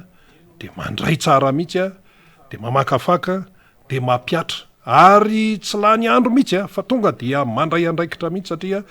tena ny fotoana mandeha zao tsika efa 3 janoary sahady inona ny vita teo inona nahoana sy nanahoana sy nanahoana dia tonga dia aingana mihitsy ilay fandraisana andraikitra question de temps ty raha ohatra ianao zany ka hoe iriny tanjona dia tena mila miazakazaka tsara mihitsy ary rehefa miasa dia miasa tsara ao anatin'ny raharaha rehetra izay atao zany ka tena zava-dehibe mihitsy reny tao Belera reny ary tsy hoe ho an'ny tanora amin'ny faritra Lalamanga ihany nivony tiako Madagasikara fa mahasahana mihitsy any Madagasikara ray manontolo raha vao resa-pifidianana zany ny tanora rehetra zany no tafiditra ao anatin'ny zay satria zao mantsy ny tanora maronisa raha mijery an'io lisy-pifidianana io ianao vao jerena fotsiny zao ohatra hoe ny feno taona afaka mifidy maromaro maro hoe mbola tsy navoaka ny tompon'andraikitra ny daty-pifidianana marina fa mandra-pahatonga an'izay firy no feno 17 taona manao karam-panondro zany hoe fa afaka mifidy zany firy ny 17 taona ny tsy mbola mifidy tamin'ny 17 sy 20 fa nanomboka ny 17 sy 20 izy dia efa feno taona firy zay rehefa jerenao statistika tena be dehibe zany hoe ny tanora zany no maronisa ao anatin'ny tontolon'ny lisy-pifidianana dia akoatra tanora dia vehivavy zay no zavatra misy ao ka mila andraikitra lizy mila fandraisana andraikitra mila devoir moa ny président Marc Ravalomanana teo zava-dehibe ne zany devoir zany satria iny devoir iny dia miteraka fahombiazana sy fahatongavana any amin'ilay tanjona satria le fampanofisana ohatry ny ataon'ny sasany tsy miady ety zany eo zao dia hoe miteny hoe misy ny vola raha ohatra ka ilaina ny fanampiana rahabola ny seni atao ozy ny prime ministre tamin'ny faran'ny herinandro teo misy ny vola sy ny sisa nefa le mpitarika seni tamin'ny taona lasa teo miteny hoe tena tsy ampy ny vola ato miteny hoe misy ny vola fa inona marina inona marina dia tsy maintsy atao ny fifidianana zay ny calendrier dia ataovy fa tsy ao nareo no miodikodina eo ny tim efa lasa ary io tsy mijanona tsony mihitsy ny resaka fanentanan'ny tim izany fa raisin'ny andraikitra eny ary efa eto kaiketina manafaniry Razafy Manantany miarabany faniry efa tazanao ihany koa ny solombavambahoaka Alain Ratsimbazaha voafidy amin'ny alalan'ny tiako Madagasikara tao amin'ny distrika ny Atsimbrano faly miarabanao namana faniry ohatran'ny miraikidraikitra koa aloha ny connexion tonga dia menanao ary ny sehatra ny taozatsisy dia misaotra betsaka rina sady miarabanao Miraba ny faly sy mbola ihany koa zay mandrindra ny fifandraisantsika zany ao ambadika ao. Tahaka izany ny namana any amin'ny radio Mada izy telo menada Nomsa Robena ary Malala ny any amin'ny faritra rehetra zay mandray ty fandarana ty de arapaina avokoa sika rehetra zay manaraka izany fandarana izany. Tsy adinona ny any ampitan-dranomasina any etona de mandefa ny teny fialantsiny ho antsika satria ny antony zany dia tsy afaka manaraka ny fandarana amin'ny alalan'ny mivantana amin'ny tambajotra sosialy isika ny FB sy ny YouTube. Ny anton'izany dia miraikitra ny connexion zany ety aminay am'izao fotoana izao olana faharoa ihany koa dia eo amin'ny lafiny zany toetrandro zay efa iarahantsika mo mahita am'izao fotoana zao fa dia ratsy ny toetrandro ao ivelany eo dia mirotsaka ny orana omaly sy fakomaly mandramarain'ny andro dia avy tanteraka ny orana ny ato kely izy somary alina maraina teo fa izao amintsika miteny zao dia orambe ao ivelany eo de ratsy ny connexion fa de ialana tsiny tompoko manao ezaka ihany zahay fa tsy tatsony izy ty fa de zany zava-misy eto Madagasikara fa de hanaovana ny teny fialantsiny antsika fifonana ao antsika zay manaraka ny fandarana am'izao maraina izao. Ny zavatra resantsika tena marobe de marobe mihitsy satria tiatsika ho resahana daholo hoe ny vaovao sy ny zava-misy niodana tao anatin'izay 27 ora izay satria isika moa zany ny ao anateto tamin'ny zoma farany teo de marobe ny vaovao zay miazakazaka ao aorianan'izay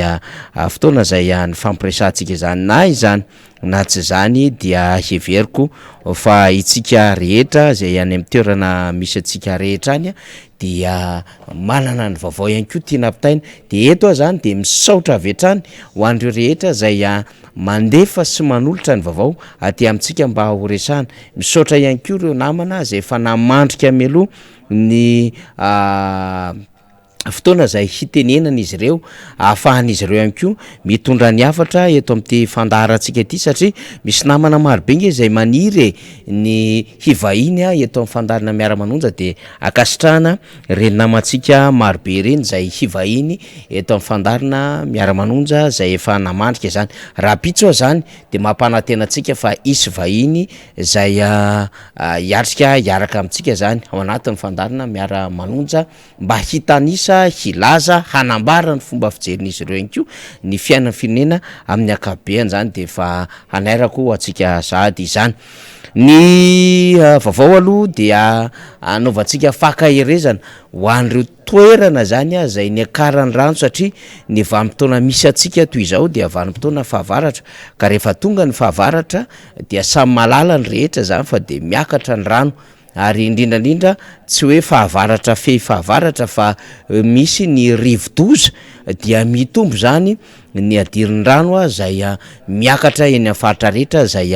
lalovan'ny rano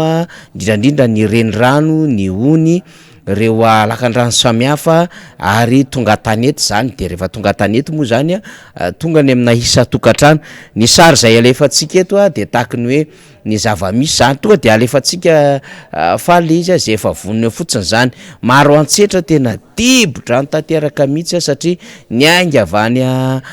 samba avany tala maro antsetra reo moa fanakaiky kely eo de ny sary alefantsika zao maro antsetra no hitantsika an'izao lalany izy ty fa de zao niakatra ny rano de voatery mandeha lakana zany io maranotsetra moa efa zatra lakana satria misy fomba fiteny zay maranotsetra zany ka ty maro zany tsy mandeha tsy amdakana dikan'izany zany ny tanàna maranotsetra manko zany ty zao any Ambinantelo ny EPP any Ambinantelo ty hitantsika ty Ambinantelo ary amin'ny sisiny aiza moa zany iny avaratra iny zany satria misy aty amin'ny aéroport de any amin'ny lalana iny avy aty Ankofalava de mahazo Maria rano de tonga hatrany Ambinantelo de tratra ny zay fiakaran'ny rano zany commune teneniko amintsika zany de zao efa manangasanga zara fa misy tafo hita zany satria de tena difotra ny rano tanteraka misy ihany koa zany reo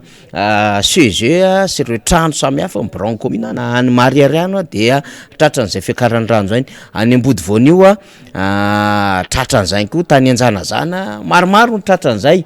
ny distrika sasany Mahajanga ohatra de tratran'izay ihany koa ny tany Miandry Vazo rano vaovao voaraitsika tsy fantatra ny Amorondava any fa Miandry Vazo zao hitantsika amin'ny sary zao dia rano be mihitsy miakatra ny rano adiniko kely ny anarany ty toeran'ity zany hoe any avaratra Atsinanana any atsimo ny atsimo Atsinanana de tratran'ny fiakaran'ny rano eny ka itsika ary moa eto Antananarivo renivohitra itsika indray zany le ataontsika hoe le fahalotona fahatsetsena na lay foto-drafitrasantsika am'le resaka inona moa zany Rambolety de tondraka ny rano eto Antananarivo renivohitra tsika tsy miandry fahavaratra fa rehefa misy orana mandalo de tondraka ny rano ny croisement any Ambondromamy ihany koa zany ny amin'ny Maiva tanàna mbola ho alefa mifaly eo daholo amintsika lizy de miakatra ny rano naiza zany de ny tena olana am'izao zao hitantsika zao eny Maiva tanàna zao toerana zao de voatery mandeha lakana zao iny zava misy iainany rehetra zany hoe le foto-drafitrasantsika misy de hitantsika amin'ny sary zao ihany koa tena ny tanàna ny tany Mahajanga devitra be satria hatramin'ny maly zany dia niasa mafy ny mpamonjy voana mpitandro filaminana ny teo anivon'ny commune zany nanao évacuation zany reo amponina any Mahajanga na ny nanodidina ny bory zany de zao fiakaran'ny rano zao de zara fa mahita tafo zany raisina avy ety ambony VARN zany hitantsika io ohatra zao mahazo an'le firenentsika zao hoe tena vao manomboka zany vao manomboka ny volana janoary ary vao manisa rivo-doza atsika de zao ny zava-misy manerana any Madagasikara ny loza hoy ao ambadiko zao sary rehetrarehetra hitantsika zao de hoe mamotika foto-drafitrasa itony rano tony ary tsy vita mamotika foto-drafitrasa zany fa manimba ny fiarikarenan'ny olona izay manao zany am'izay fitadiavam-bola zay tiako tenena am'zany de hoe eo amin'ny lafon'ny fiainan'le vahoaka satria tsy afaka mianatra mpianatra zany satria dia ny sekoly moa zany mazava ho azy dia dibo-drano ny trano tobi-pahasalamana dibo-drano ny toeram-pandraisana ihany koa eo anivon'ny commune na ny trampokon'olona dibo-drano dia tsy maintsy mijery toerana malaladalaka zany azo andraisana ireny atrabona ireny zany ny vahoaka amin'ny akabeany zany mazava ho azy moa tiatsika tenena zany tompona andraikitra samy hafa de zay misy kely eo de na evacuena lavitra miala ny tanàna mihitsy fa tsy maintsy mandeha lakana fa ao anatin'le trano dibo-drano ihany koa tratra daholo ny fananana rehetrarehetra ny antota taratasy momba ny tany momba ny trano ny fianaran'ny ankizy sy izay mety mahakasika amin'ny fianakaviana zany zavatra mahazo eto Madagasikara de zay le tiako tenena hoe akoatran'ny resaka infrastructure zany lalana victime am'izao fotoana zao nisy aza moa zay omeko amin'ny faly ihany izy satria nahita an'ity publication ty tsika de everitsika zany fa tsara ihany mba izarana an'ity faly satria misy ihany koa toerana zany izay hoe lasa ny lalana lasa ny tetezana any amina toerana ty zao hitantsika ny amin'ny lalam-pirenena fahaefatra fa iny amin'ny lalam-pirenena fahadimy ihany koa satria misy lalana amboarina amin'ny soneran'ny vongoan'ny Vaibe de raha ny fampitambavao samy hafa amin'ny tambajotra aloha zany de hitantsika ny amin'ny hoe misy ihany koa zany lalana zay simba lasa ny rano ny tetezana ihany koa napetraka zany hitaterana fitaovana zany araka ny fanambarana samy hafa sy ny tady-bavao zay miparitaka any dia lasa ny rano zany maro be tena mavesatra be zany lay dega am'izao na de mbola hoe tsy misy firy ara le dega eo amin'ny lafiny hoe namony ainy sy eo amin'ny lafin'le hoe trabona fa eo amin'ny foto-drafitrasa zany sy lay fahorian'ny vahoaka amin'ny fiainana andavanandro zany deputé Laira Tsimbazafa tena azo lazaina fa tena dega ambon'ny dega zany satria ny voly a sarina daholo ny vary rehetrarehetra zay efa noketsaina tany mba mivoatra rehetrarehetra any a ny biby a fiopy a lasany rano ny fianarany ankizy ary betsaka ny ankizy a tsy afaka mianatra zao mbola hitatsika am'izao sary zao ihany ko zany a ny fahampitena zany na ny dega zany nolalovany rano be zany a vokatrizay seneso zay de io hitatsika am'y sary zao ny lalana tena potika tanteraka mihitsy a aizy ty faly RN6 lalam-pirenena fahaenina zany zao araky ny nambarany faly eo raha azo mifaly alefa kely le zava-misy any amin'ny RN5 iny a de vakitsika vetivety de mivadika am'izay tsika satria efa député Alain Ratsimbazava zany akaherezantsika izy ty zany any avaratra any atsimo atsinanana any andrefana mahajangatra hatran'izay ety voatany koa de tratran'izao fa teny fotodrafitrasa zao miandro moatsika zany ny statistika avoaka ny BNGRC amin'ny fotodrafitrasa sy ny rehetrarehetra mbola tsy afaka mahazo azany tsika hoe firy mariny exactement le izy fa mifahasimbany lalana aloha zany vao namoaka calendrier ny teo anivon'ny ministère ny asa vavety député Alain Ratsimbazava reto lalam-pirenena ho amboarina fa reto ihany koa tao anatin'ny conseil des ministres ka ny route nationale secondaire reto ny route nationale interprovinciale sy sisa ho amboarina araky ny calendrier fa mino fa anampitrotraka ny renina voky reny zay efa tratran'ny orambe am'izao fotoana zao ary tsy azo andehanana tsy inaccessible zany sy ireo zay hitatsika hoe potika tanteraka zany hoe mbola ho be asa indray le fitondram-panjakana satria ho potika ary mepotika ny lalana eny le fitondram-panjakana moa zany atao hoe sangisangy zaritena fa ho resahako miaraka amin'ny député Alain Ratsimbazava satria nga premier ministre de miteny tsy marina zany hoe tsisy mivola fa misy mivola eny araka raha misy mivola de tonga de amboary daholo lalana saingy mampime anareo tompoko satria ao anatin'ny vanim-taona fahavaratra sy ny rivo-dozy ianareo miazakazaka anao lalana miazakazaka anao lalana inona ny lalana azo atao amina fiakarany rano be taky ireny zay manahirana anao terrassement ianao dibo-drano ny terrassement anao tonga de tsy ho hita ao entiny rano avy hatrany reo tany zay anaovana terrassement tsy anao terrassement indray ianao fa ikole am'reto karazana tara samy hafa reto na ametraka ianao rarivato hoentiny rano avy hatrany zany satria betsaka amin'ny fotodrafitrasa hatramina tetezana inge hoentiny rano maika moa zavatra taky ireny hatramina lalana efa vita hitatsika tamin'ny sary teo député Alain Ratsimbazava entiny rano maika moa fa hoe vo hanamboatra ary ametraka zavatra mbola tsy mafy zavatra mbola lena no ho atao anatin'ny vanim-potoana fahavaratra de ohatsika hoe tena mananao foana lay fitondram-panjakana ao anatin'izy ka le izy moa zany tsy menatsiny izy satria amboro matahotra n'le vavamboaka le fitondram-panjakana am'lay beloatra le sary mivoaka miparitaka etseroa ary mitaraina ny rehetra hoe io ary le fahaizan'le fitondram-panjakana ao anatin'ny vanim-potoana fahavaratra mipotra daholo lay tsy fahaizana mandinika le gouverner c'est prévoir le anticipation de hitatsika izy zany zao potika na iza era Madagasikara sady miaraba député Alain Ratsimbazava tonga somatsara indray isika laso tamin'ny heriny tsy tety député Alain Ratsimbazava niantony de mbola teny andalana izy avy any Toliary de talirika tonga soa député ya dia faly miaraba anao namana faniry ary manatitra ihany koa ny araba ho an'ny vahoaka malagasy manaraka ny fandarana tsy hainy tsy araba ny vahoaka ato anatin'ny distrikta Antananarivo Atsimondrano satria moa androany ny fotoana voalohany ny akarana teto amin'ity plateau ty tamin'ity taona vaovao 13 ity dia ataoko namana faniry fa tsy hotsiniko raha mbola hitondra ny fiarabana natratra ny taona 13 ho an'ny vahoaka malagasy rehetra tsakanavaka ary mirary koa raha mirary mba ho taona zina ho atsika ity taona vaovao ity marina tokoa ny voalazanao teo fa mbola nisy ny fitsidiparitra zay natao tany amin'iny fatany Toliary iny ary niaraka tamin'ny filoha Marc Ravalomanana sy ireo solombavambahoaka maromaro nanatanteraka ny fitsidiparitra ary sady nanatanterahana ny redynamisation zany no fankalazana ny faharoapolo taona nitsanganan'ny antokotiko Madagasikara ary ihany koa nanaovana ny atsotsika hoe congrès partre zany a tamin'iny faritry Toliary iny. Ankehitriny zany a dia tafaverina somatsara atao Antananarivo indray a dia afaliana no anaisana anjara atao anatin'ity fandarana miara-manonjy ity fampizarana amintsika ny zava-misy eto amin'ny tany sy ny firenena. Dia mahafinaritra faniry no fanaritava indray ary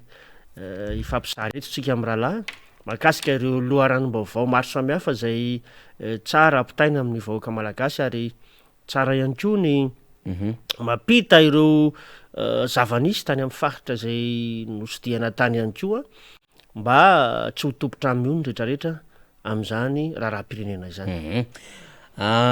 Ny tantoliary moa efa nisy ny tatra samihafa zay efa nentina namana zay teto amintsika teto fa na izany na tsy izany a député Alain Ratsimazafy a de misy sary zay tokony hitondrana fanazavana efa any amin'ny faly any le izy a de rehefa voniny faly afaka mandefa an'izy moa zany de ho alefatsika le izy avy any amin'ny tokony hitondrana fanazavana député faraparany iny faraparany iny faly zany vao alefatsika fa iresakitsika zany a ity aloha zany raha ohatra ka voarainy faly izy a niendriky ny toetrandro zay mandrakotra amin'ny Madagasikara tena mbola misafotifoty tanteraka mihitsy a de alefatsika le satria manahirana be le vaovao zany raha mbola tsy ampy manko le vaovao zany a de sasahirana ihany tsika kanefa tokony ho zaraina tataka zao zany a de misy anankiray koa faly alefako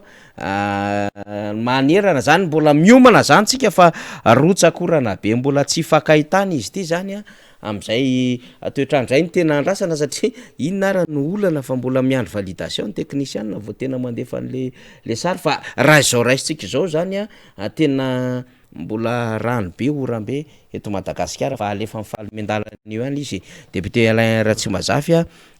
alonga mba siditsika tsetsatetsatsiatra ihany sady ankaherezantsika ny vahoaka ny amin'ny hoe zao ny zava-misy atria malagasy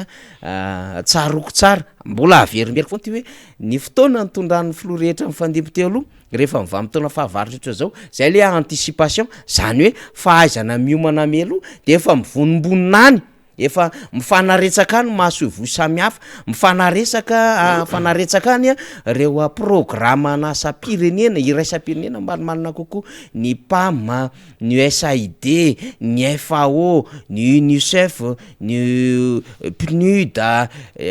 maro be, ny AFD, ny JICA, ny BAD, ny BADEA, reny mpiara-miasa Madagasikara de inona nataon'ireny fikambanana maro be reny akoatra ny firenena zay miara-miasa antsika ohatra hoe ny Allemagne, ny Frantsay, ny Amerikana dia misy ireo fanampiana zany efa miandriandry ny sasany zany efa misy ny fifampiresana de melony aminy hoe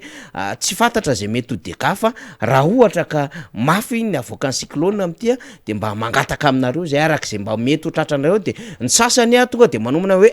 possible aminay eva ty la réunion zay manana tanty manana lay tonga de omaninay zay mba ho atolotra anareo raha toka tonga zay fotoanandro zay de efa mba omanina le izy efa miasa manao lobby inona le masovo ohatra ny amin'ny Maurice zay dia manana siramamy aty amina taonina maro be ohatran'izao azonay alefa any aminareo miaraka amina vary ohatra ny sinoa de ny sinoa matetetika manampy misy fanafody ohatran'izao ato kit resaka ina moa zany soin voalohany zany mba hafana zany premier soin mba hafana mikarakara amreo zay mety ho trabona alefanay any aminareo ny FAO mpama tonga de miaraka am'le kobakatsaka miaraka am'le vary samihafa miaraka amina fitaovana iny ty kitina akanjo mafana sy ny rehetrarehetra ny sasany ray de ny tolona ny fanitso moa zany mazava ho azy sy ireo fitaovana amina resaka inquinquellerie matériaux de construction ahafahany any ambanivola manao fanirina zany atao hoe anticipation zany natao hoe resaka prévention zany de manao lobby inona le mahasovo miasa le fitondram-panjakana de mandray fotsiny le tia-tandrazana hoe reto ny deka reto le zavatra ilainay avy hatrany ao anatin'le détail samihafa zany de alefa any am'le mpiara-miasa le izy fa raha mahitsika am'le fomba fiasa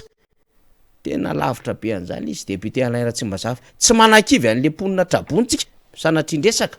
fa te ampita fotsiny tsika hoe tsy mahagaga raha ty fitondram-panjakany ty cyclone efa fantatra fa hiditra ary mafy ary va mitona fahavaratra any no mamoaka calendrier le ministère hoe anao lalana am'izay zay tompoko mampimehibely izy efa miakatra ny vidim-pianana tsy mbola manana akotrany inona moa zany zao ny arentirety eny an-tsena satria miaro tena isy le remaniement le ministry ny fanjifana ty ny industrie sy mivarotra ary ny fanjifana de le siramamina-maki zay ny lalaovy mpanao seraserany ihany ny vary ny problème an'le vahoaka fa tsy manana solution na vary izy fa nakombo ny vavana tamin'ny voalohany izy ny teny am'le hoe voatazo na voafe mividy ny vary fa zao ndray siramamy de lazaina indray am'le tanketsary industrialy hoe tonga ny masinina tonga ny fitaovana tonga ny karazana lafi-pamokarana ohatran'izao fa tsy manana solution ntsony izy hoe inona ny ampianana n'le vidim-piainana io zava-misy zany député Alain Ratsimbazava alohany teny hidirantsika ny ady hevitra politika hafa eto aloha zany dia makahery ny vahoaka malagasy indrindra ny faritra zay niarambona tamin'iny rivodoza nandalo teto amintsika iny indrindra moa ny faritra maro antsehatsiny zany zao de hitatsika araka ny loharanom-baovao hitatsika teo fa tena dibo-drano ny tanàna ary tsy ny faritra maro antsetra ihany fa angamba manerana nosy de ahitana an'izay fahasimbana sy faharavana indrindra amin'ny lafiny fotodrafitrasa zay dia ny voalohateny dia manatitra an'izay teny fakahirezana ho an'ireo atao hoe trabona am'izao fotoan'izao ary manao koa nefa ny antsoavo ho an'ny fitondram-panjakana amin'ny fandraisana tanana aingana an'ireo olona zany zay hiaran'izay fiakaran'ny rano zay hita tokoa fa raha nitrangy reny na manafaniry dia mbola miseho ny fitavozavozany ny fitondram-panjakana mandray fanapahan-kevitra amin'ny fandraisana tanana reny trabona reny zany fantatsika nefa fa tsy afa manaotry reny olona reny noho izy hoe loza voajanahary ary fantatra ihany koa fa ny any mba hanyfananany aza dia rava sy potika ny milafiny fambolena ny fiompiana ny trano fonenana ary amin'ny lafiny fivezivezena de hitatsika ny fahasimbany reny lalana isan-karazany reny somary mahatsikaiky araky ny nambaranao teo ny tetiandro zay apetraky ny fitondram-panjakana am'ty sehitry ny fanamboaran-dalana ty azo raisina hoe tsy fahaizana ve satria atao anatina vanim-potoana fahavaratra tsy natao mihitsy andeha anamboaran-dalana kanefa dia zany no etikevitra ao anatin'ny filakevitry ny minisitra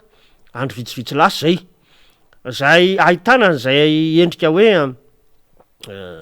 tsy fahamatorana ary tsy fahaiza manao amin'ny andraikitra zay raisina eto amin'ny tany sy ny firenena iverina kely afaniry mahakasika an'le hoe tokony fanampiana omena ho an'ireo trabony asa natadiditsaritsika tamin'ny vanim-potoana ny tantandrany zany filomarika rahavalimanana zany fa tsy omby aloha ny fahatongavany ireo fanampiana avy any ivelany ary saika isan-kerinandro de mitotona foana ny fiaramanidina tena ivato nisy eranatsambo moa zany de tena fian'ny fanampiana tany vo hoe mila fanampiana avy any ivelany tsika fa tsy hoe varinanano importation ary tam'izany angena manafaniry tsy hoe tsika raha ny tena niazakazaka nangataka fa ny vahoaka ataontsika hoe ny firenena any ivelany rehefa nahita ny zavatra nitranga dia miazakazaka manao tsomby aloha mitondra an'izay ataontsika hoe tolo-tanana angamba marimarina kokoa anampiana ny vahoaka malagasy zay andrasantsika moa zany am'izao fotoana zao hoe aiza ny fahaiza manao ny mpitondra amin'ny resaka fandresen-dahatra am'ireo ataontsika hoe mpiara-miombonantoka any ivelany Madagasikara io satria tena zavatra ilaitsika zany am'izao fotoan'izao fantatsika ny fitondram-panjakana na ny fanjakana am'izao fotoan'izao fa efa tsy maharaka intsony ny eo am-pelantanana mbola manamafy an'izany zay satria raha ohatra misy tokoa ny vola zay mbola hidirantsika moa na manafaniry rehefa avy eo zany hoe fisian'ny vola lazain'ny andriamatoa prime ministre zany tsy ohatry zao nge Madagasikara maninona ny tsy arindra araky ny tokony ho izy raha ny lafi-pitantanana mba hisitrahan'ny malagasy ny ataontsika hoe na ny sakafony andavanandro maninona ny tsy foronona ny asa raha misy ihany ny vola ahafahana mijery zay tetika asa maro samihafa mba hahafahan'ny tanora sy ireo ray aman-dreny mba hoe manana asa fa matoa miseho ny fitakiana sesilany am'ireo tsy fahatongavany vola ny ampelantanany tompony andraikitra isatsokajiny dia mandringa zay ny amin'ny lafiny hoe fananatsika vola eto amin'ny tany sy ny firenena ka eto angamba de hoe aza miafitsy fenotsika fa aleo a ny marina ny olazaina ary mbola ho resantsika moa ny valandresaka zay nataony ny prime ministre iny Andriamatoa Faniry fa tena manan-javatra maro resantsika rehefa avy eo fa ny tiako isariana ihany koa ny sain'ny mpanara-baovao am'izao fotoana zao de raha natadidy tsara tsika nisy vanim-potoana nisy loza voajanahary teto Madagasikara nisy namana zay malagasy nitondra fanampiana tamina fiaramanidina lehibe mialatsiny raha manonona anarana Andriamatoa Faly Rafalimanana Rado Rafalimanana azafady fa nylava ny fitondram-panjakana ange zany namana Faniry ary raha natadidy ianao de teo ny nanomboka le hoe raha misy fanampiana omentsika malagasy na avy any ivelany de tsy maintsy alefa mivantana ny BNGRC aloha raha talohan'izay nefa de hoe hoan'ny malagasy tsirairay rehefa mahatsapa fa misy ny olana mianjady amin'ny praitan-drazana aminy de mitondra an'izay tsy rambony tanan'izay raha manana fitaovana izy na moyen izy hitondrana azy any amin'le faritra zay tokony hatefany zany dia azo atao ny mitondra n'zany lafiny fanampiana mivantana zany ankehitriny a dia hoe tsy maintsy mandalo anivony BNGRC avokoa ny endrim-panampiana rehetra raha jerenao nefa n'lay fomba fiasan'ny BNGRC am'izao fotoana zao a dia maro ny zavatra aterin'ny olona ao am'zany BNGRC zany ary tsy tonga any am'ilay faritra zay tokony atefany profon'zany ny hoe tamin'ny herintaontsika namana Faniry dia nisy ireo tompona andraikitra teo anivony BNGRC voatonontonona fa nanodikodina an'ireny fanampiana zay tokony isitrahan'ny olona zay tokony atefany reny anisan'zany tany amin'ny faritra atsimo zay hoe niaina tao anatin'ny Kerea zay nisy fanampiana voahodikodina tam'zany fotoana zany entina ilazany zany fa na ny ratsa mangaika eto amintsika zay miantoko andrindra am'izay le hoe fiatrena ny loza voajanahary amin'ny fanampiana ny vahoaka zay tradozy zay aza dia mampametra-panontaniana ny fomba fiasany satria maro zany ny aiampetraka am'izao fotoana zao am'izay lafiny hoe fandrindrana sy fitantanana andreo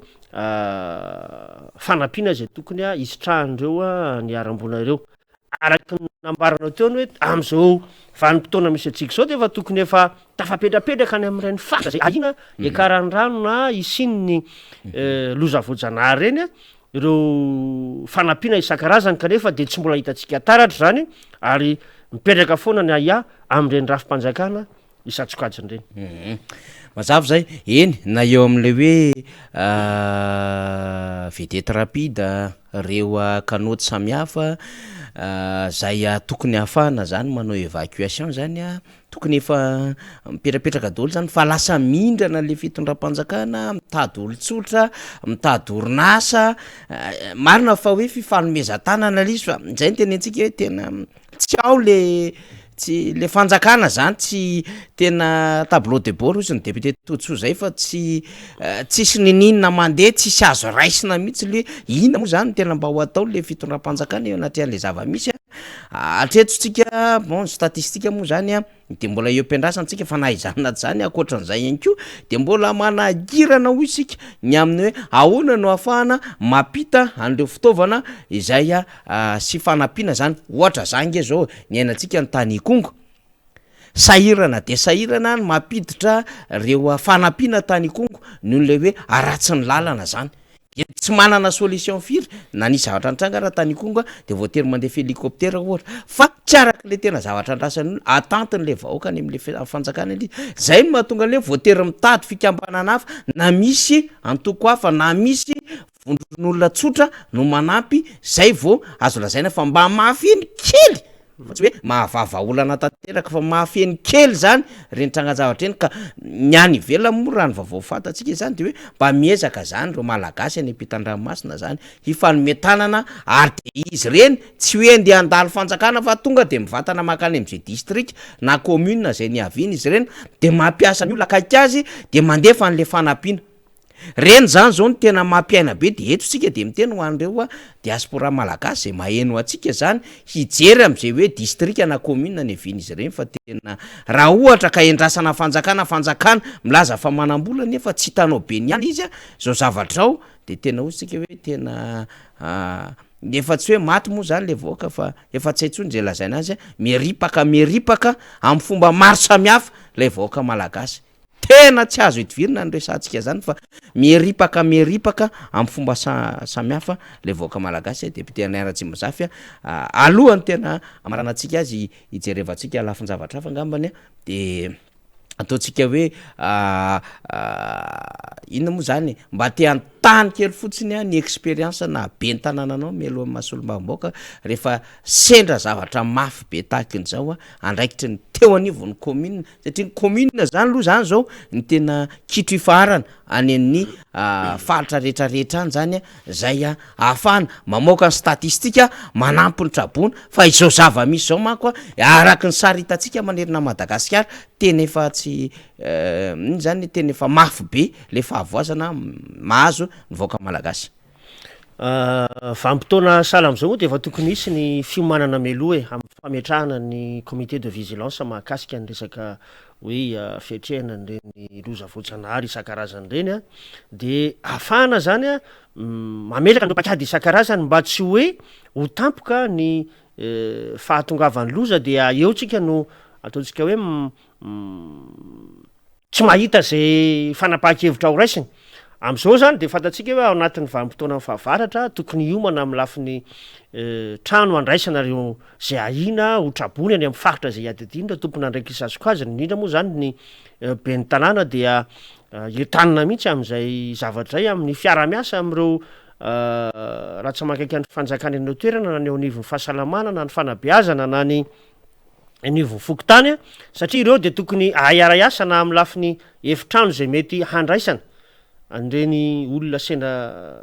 niara-mbony reny ny amin'ny lafin'ny fahasalamana de efa hoe fa tokony hivonina ny hoe inona ny reo sehatry ny fanafody na ny dokotera tokony ho déplacena zany ho any am'ireny toby ireny raha sanatria ka misy zay lozy zay ary ny any anivon'ny fokotany moa zany de hoe tokony hanara-maso any zavatra mitrangany amin'ny secteur tsirairay hoe sendra nisy ny trano rava na misy ny fiakaran'ny rano na misy ihany koa ny fahavakisana fefilo ohatra ny fahatapahan-dalana dia efa misy tokony tompony andraikitra zany ho anivon'ny commune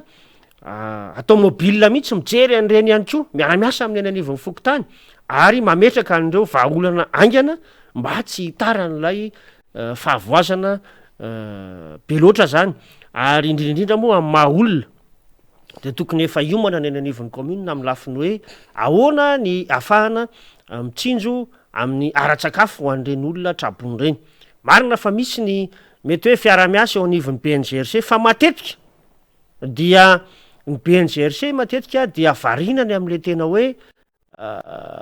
fahasimbana na hoe fiakaran'ny rano be sy hoe mahakasika ny vahoaka maro be zany tony vona mahazo any maro antsetra tony zao fa any amin'ny commune madinidinika any de matetika na de miantso anao na manao fitarainana dia ela vao mahazo valiny na ihany koa tsy misy mihitsy ny atao hoe valy mahafapo azo ka zay ny mahatonga ny hoe ny fandraisana andraiky teny fotony anisan'ny vahaolana farany aingana am'izay fiatrehana ny loza voajanahary izay eny ary hiditra am'izay tsika am'le resaka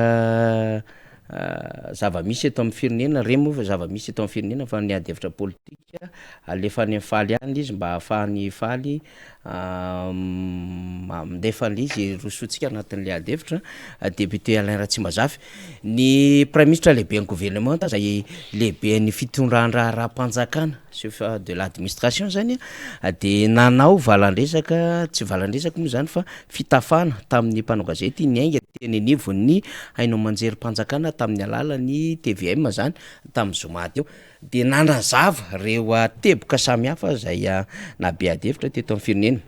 zany moa de efa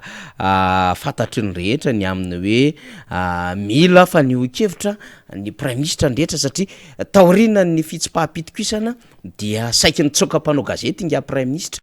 de tsy fantatra tsony ny fomba fijeriny ny hoe inona ny mba haneviny defensany zany fiarovatenany taorinany iny fitsipaham-pitokisana nataonareo Solomambaoaka iny député Alain Tsimbazafy ary de taorinan'izay ihany koa betsaka ny adevitra satria iny fa fito volana desambra tany hoany iny fa betsaka ny adevitra momba fiainana malagasy satria niakatra aingana de aingana ilay sandam-bola malagasy ny totongana moa fomba fiteny azy fa eo am'tseny izy zany de miakatra be mihitsy zany le courbe zany tiatsika resahana amin'io fa akoatr'izay ny fitanga mividim-piainana tonga efa-jato dimanjato telo arivo kilao vary am'izao fotoana zao vary gasy tsara tarefa atsika tsy miteny an'ity fatifatim-baro fakifakim-baro zay tena hoe afitra farana aty zany mba azon'ny sasany bizina zany hoe zato sy roa arivo sy ny sisa tena ndraindray le izy vary tsy de tena mendrika loatra eo amin'ny lafiny fahasalamana zany fa iny moa tsy de hidirantsika satria tsika tsy mampirisika amin'ny malagasy hinana vary tsy ara-pahasalamana fa ny tsika tena le vary tena vokariny eto an-tanindrazana vary gasy vary mety amintsika mihitsy zay zany lay zavatra aprosy atsika ny malagasy zany de izay ny antony mahatonga atsika miteny an'le hoe ny vary tena tadiavina nge de le vokatry ny tany mety ho lafo le izy fa anjaran'ny fitondram-panjakana manamaivana mivaoka anatin'izay akoatran'izay betsaka ny adevitra hoe nametra am-pialana gouverneur amin'ny banque centrale tsisy vola ao anatin'ny kitapom-bola mpanjakana tsy tafavoaka ntsony le jirama ary tsy tafarina ntsony ary miamafy ny délestage am'izao fotoana zao sy ny sisa ary ny rahany maro nahita fa tamin'ny farany taona teo de atara fandraisaka raha mampiasa mpanjakana ary misy ary am'izao fotoana zao reo laza fa efa nahazo bondekesy fa rehefa hakan'le vola de mbola naverina ndray fa mbola tsy disponible le vola atonga hatramin'ny misy ny indemnité tokony sitrahana mbola tsy voaray maro be le olana sitraina de zao ny zavatra nitranga ny prime ministre lehibe ny gouvernement de niteny amin'ny hoe afapo amin'ny vokatra izy te amaly anareo Solomambaoaka député Alain Tsimbazafy zay ny zavatra nitranga tamin'ny zoma teo fa hoe afapo am'le vokatra izy satria ny 20% ny asana mpanantenaina de tafavoaka avokoa miainga avy am'izay zany ny fandalinana fa makafaka atsika am'izao maray zao satria gaga sy talanjona ihany tsika hoe raha ohatra ka 80% travaux réalisés zany ngamba tsy ohatr' zao Madagasikara itsika mako de manontany eo anivon'iny stat mihitsiny Institut National de Statistique mba hamoaka zareo am'izao fotoana zao hoe firy ny taux d'inflation hitanareo ao satria teo amin'ny 9% nareo no nijanona farany raha fahafantarantsika ny zava-misy fa firy no taux d'inflation mety hitany eo anivon'iny stat ilaitsika mahafantatra an'izay ary ilaina ihany koa mahafantatra an'izay eo anivon'ny ministère ny économie sy ny vola zany nantoekarena sy ny vola hoe firy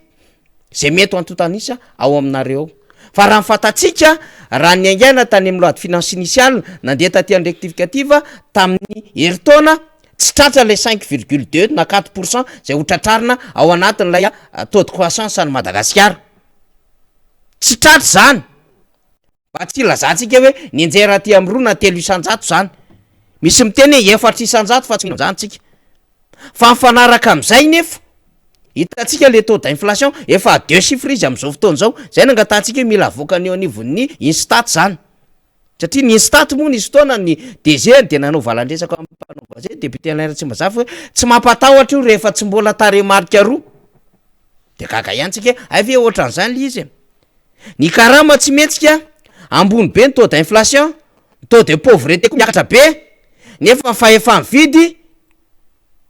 anatin'le pouvoir d'achat taux de parité an'le malagasy tena tsisy tsony maivana be ny any naty posy sy ny any natin'ireo vatasarian'le vaoaka malagasy hitehirizam-bola zany de ny prime ministre miteny hoe 20% raha ohatra 20% miainga am'le politique générale de l'état zany na PGE zany zay tamin'ny fotoana nametrahana azy teo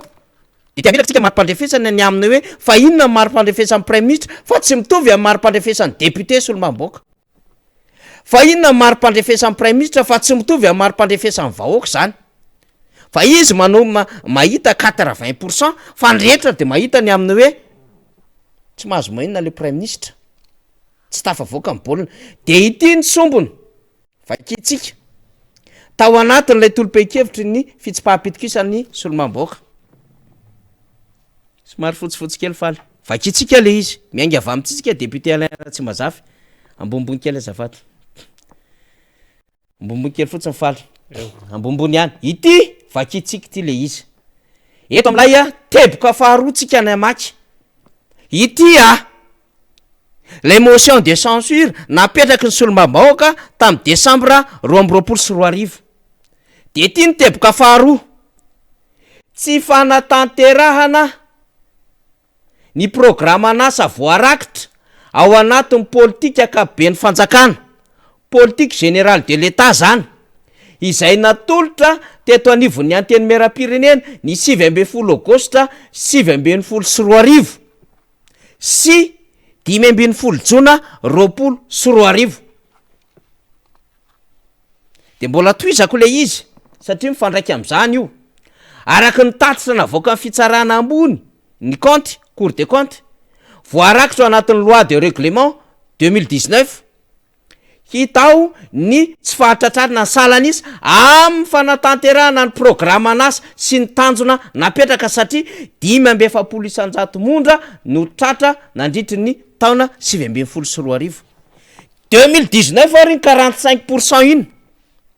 itsika mbola tsy niteny hoe firy tamin'ilay prévision le volotratrarina tao anaty tapimolam-panjakana ny tratra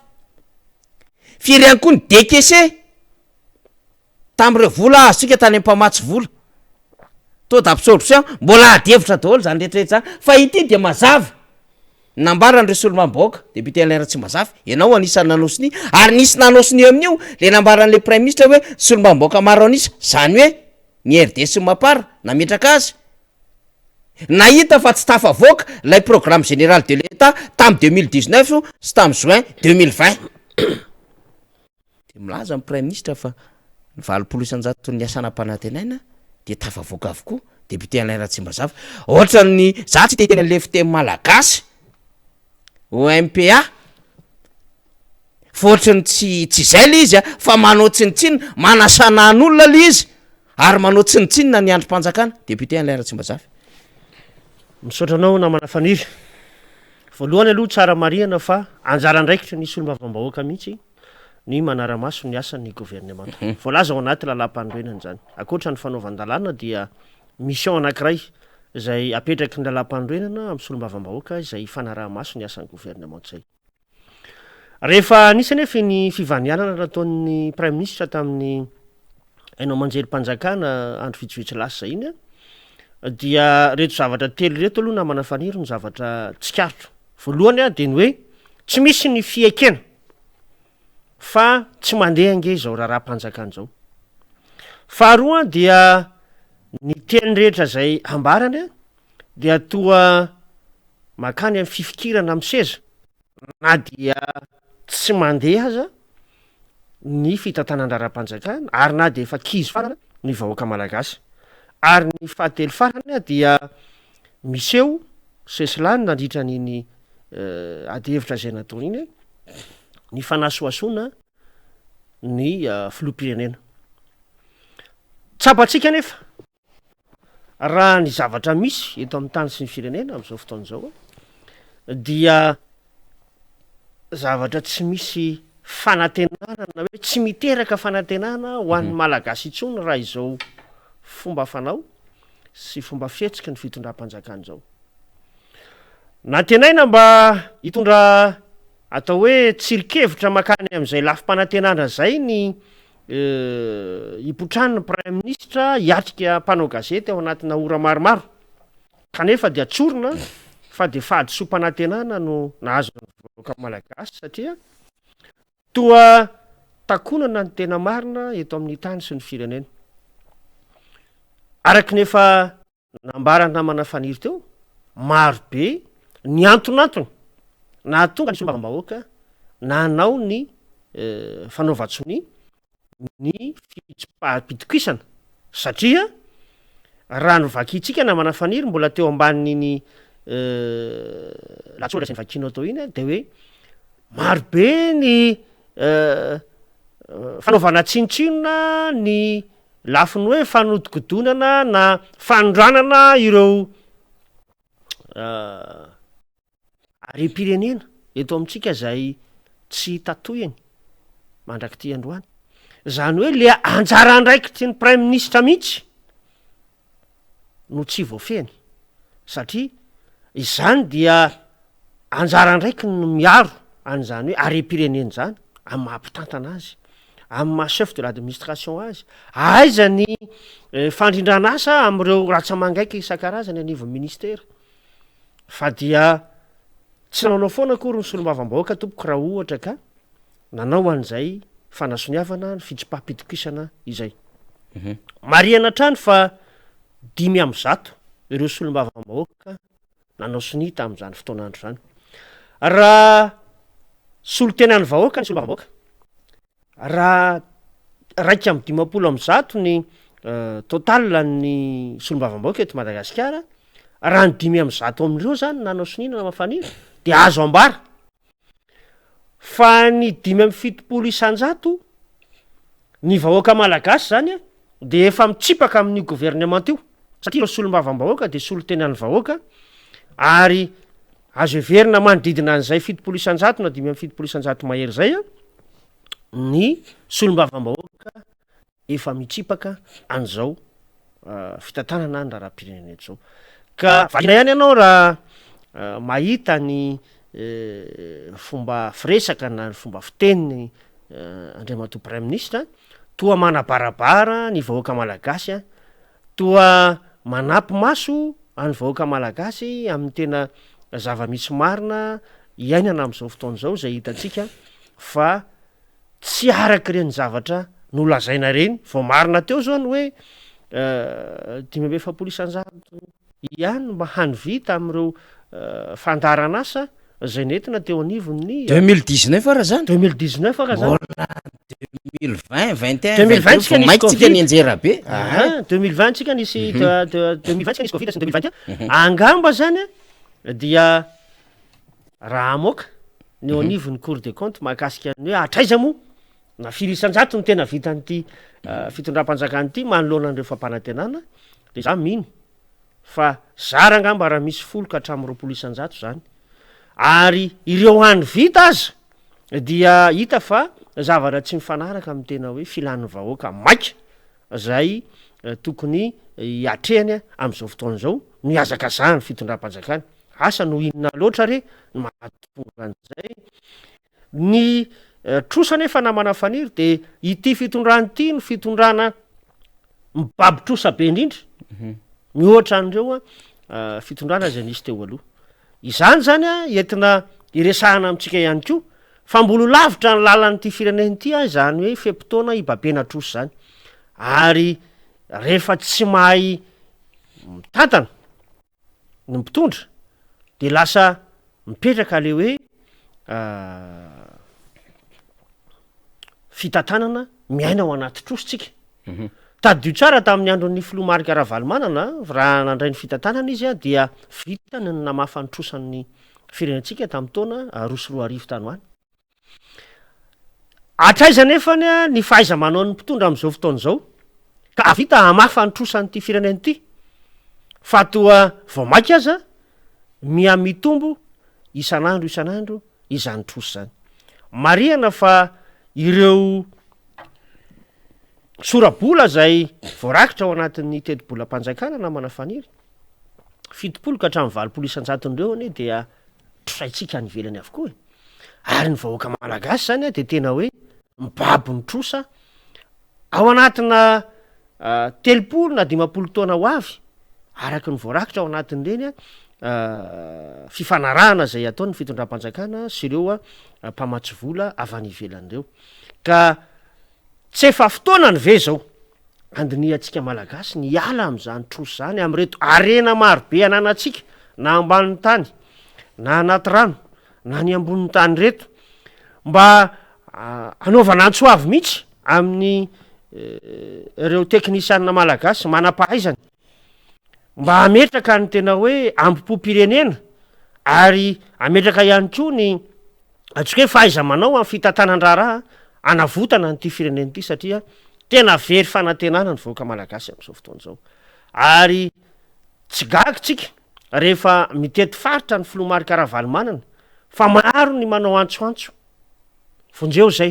zay dada satria tena kizy farany vahoaka no ny fitantanana tsy mahomby eto amin'ny tany sy ny firenena ka raha fitina namana faniry iny valandresaka zay nataony prime ministre iny dia voamaky azy ohatrany hoe fanabarabarana nylay vonka malagasy ny fahitana ny fomba netiny na ny okevitra tao anatin'izay fandarana itsika moa zany am'izay fomba atakaran'ny olona tsotra azy ny zahatra resantsika eto député Ratsimajabo satria ny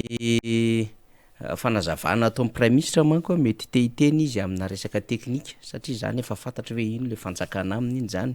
teny chiffre izy de izy tsy ite mihitsy hoe tsy navita tsy maininina mamenatra ny zavatra nataoko satria raha zay ny zavatra teneny eo dia tsisy antony tokony ipetrahany hanaovany fandarina manokana fa tonga de nanaika n'lay motion de censure napetraky ny solombavambaoka izy zay zany zava-misy aloha zany fa mahagago anatin'izay de ozy izy hoe fahefany ny foloany republika ny manala fa ny zavatra dinao anle mato prime ministre fahefany ny solombavambaoka koa manala anao raha ny sitrapony président de république io mba manana information samihafa tsika efa ela ianao ny afaka telo ane ny fahefana ahafahana manala an'le prime ministre akoatra ny fahatsapatenanao anle mato prime ministre tsy mahomby ianao de mametra-pialana de constaté ihany ko zay hoe faute grave zay fahadisona lehibe fa ny solombavambaoka ihany ko dia afaka manala anao amin'ny alalan'ny motion de censure ka raha iverinao zany fa 80% travaux réalisés reo asa rehetra zay nampanantenaina fa tafavoaka afaka manao ianao vote de confiance zany moa raha tsy terena ndray zany le solombavambaoka 5% sasany hoe anao vote de confiance io justifiana fa mbola tiany solombavambaoka mbola nahatateraka ny asany de hito indray zay solombavambaoka hoe mety hoe de mbola omena fedikisana hoan'ireo zay nanosiny tao anatin'ny 5% satria problème am'le maronisy tratry ny antery tereny reo na de mahafatajavatra ary reo nge solombavambaoka tonga sainy iresaka an'izay manko tsika rehefa aveo hoe le président de république mihitsiny zany am'izao fotoan'izao ny sahirana sady tsy ainany ny tsy ampiasainy ny tsy fantany ny fisian'le maronisy eo amin'ny assemblée nationale fa zao raha ny fantatsika ihany ko efa tsy te hivaky loha momba n'lay prime ministre sy ny filoham-pirenena mihitsy indrindra hatram'lay entité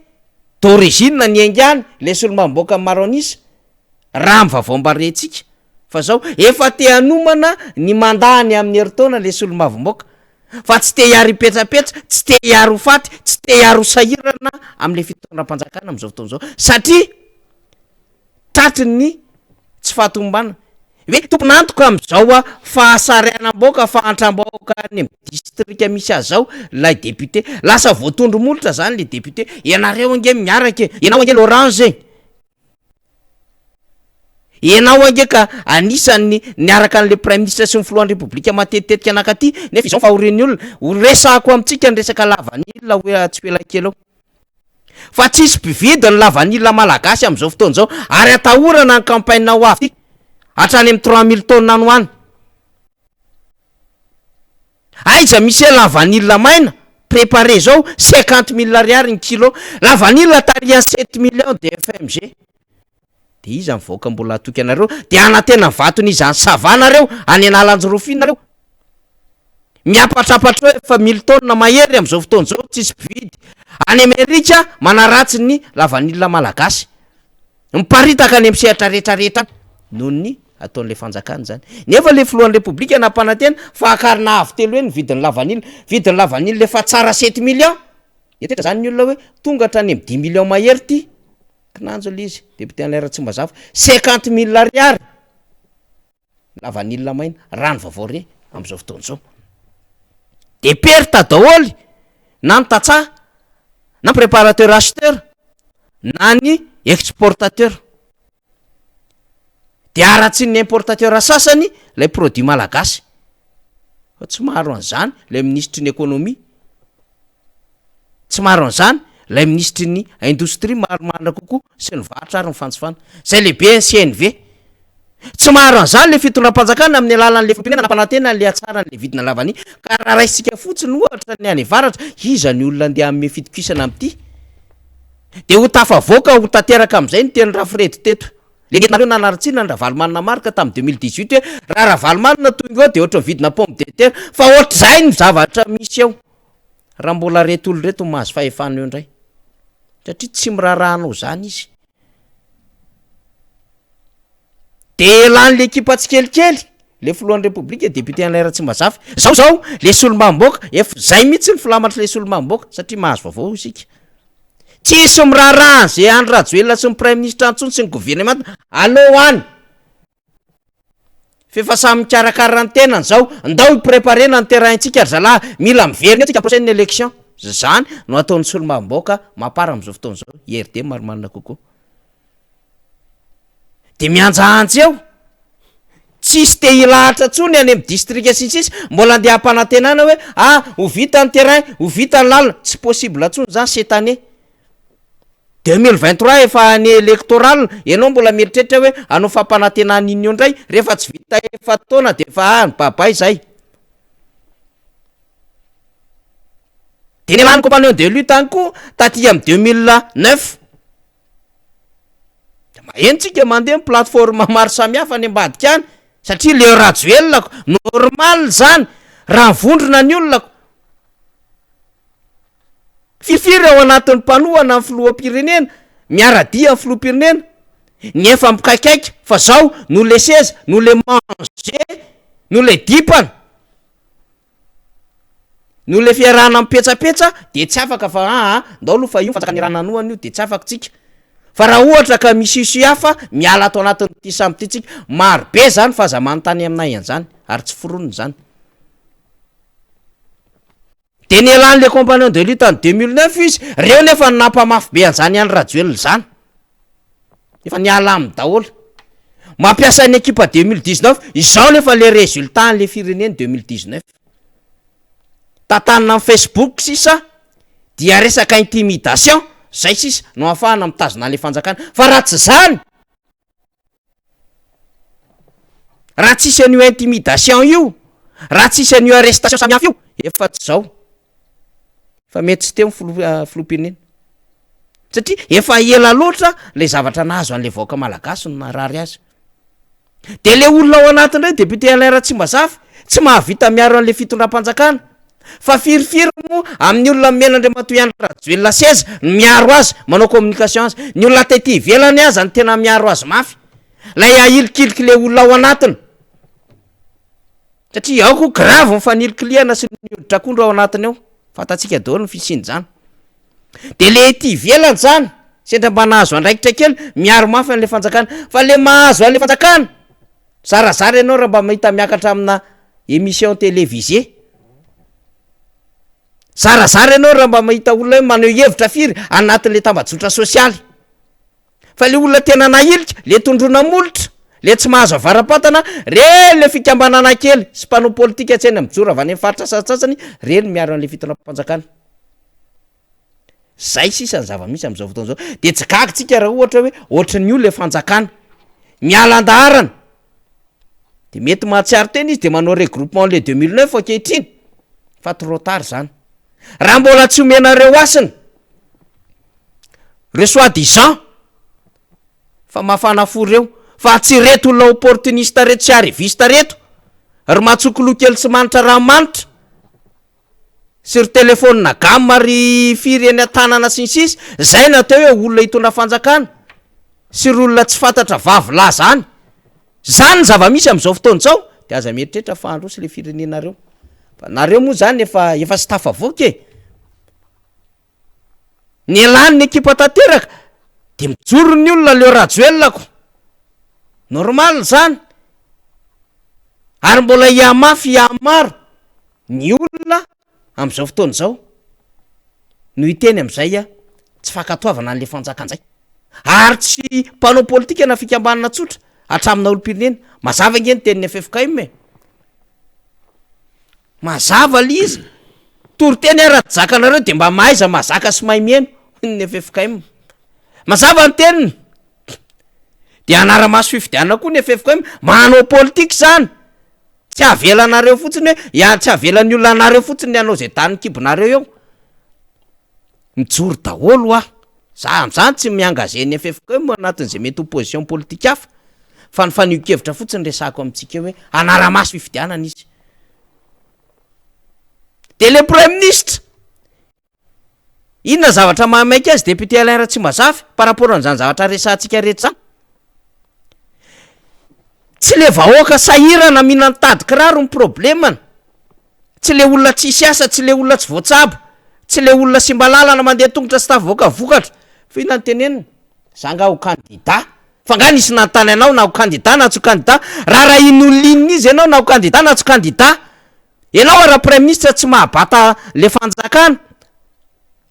mainka ianao fa ho filoham-pirenena manahirana be zany ny aro tena na mainka azy zany tsy ho candidat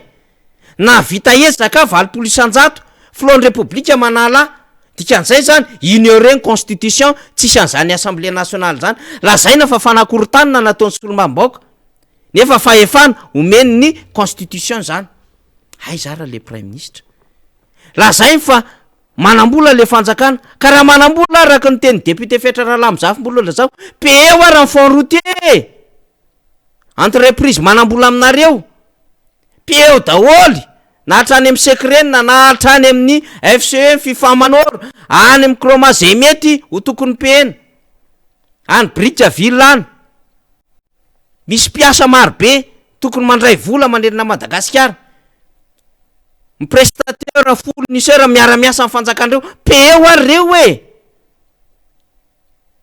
fa tena hafahafa be le endriky ny famonoana hafa zany hoe le iaro an'le voninahitra tsy le seza sisa député Alain tsy mazafy mamaika an'le premier ministre lehibe any gouvernement nefa mampiseho sary sy ny tableau sy ny fiainany vaoaka hoe tsy tafavoaka atsony izy am'izao fotoana zao efa azo amorotevana io namana fanira zay mihitsy fa miandry ny rivo mahery itsoka azy fotsiny zay hoe ny vahoaka malagasy no tompon'ny fahefana no atao hoe andray ny fanapahan-kevitra amin'ny fotoana zay tokony andraisany an'izay ametrahana ny safidan'izay efa tsy misy zavatra ho antenena ntsony raha izao fitondrany zao manantena zavatra pokaty tsika raha toa ka mbola izao fitondrany zao no andrasantsika tena hanovany ity firenena ity marobe ny zavatra efa nytanysainy na manafaniry teo ary iainantsika vahoaka malagasy koa zany tsy misy zavatra afenina akory fa tena mby akoditra ary mby atolana ihany koa ny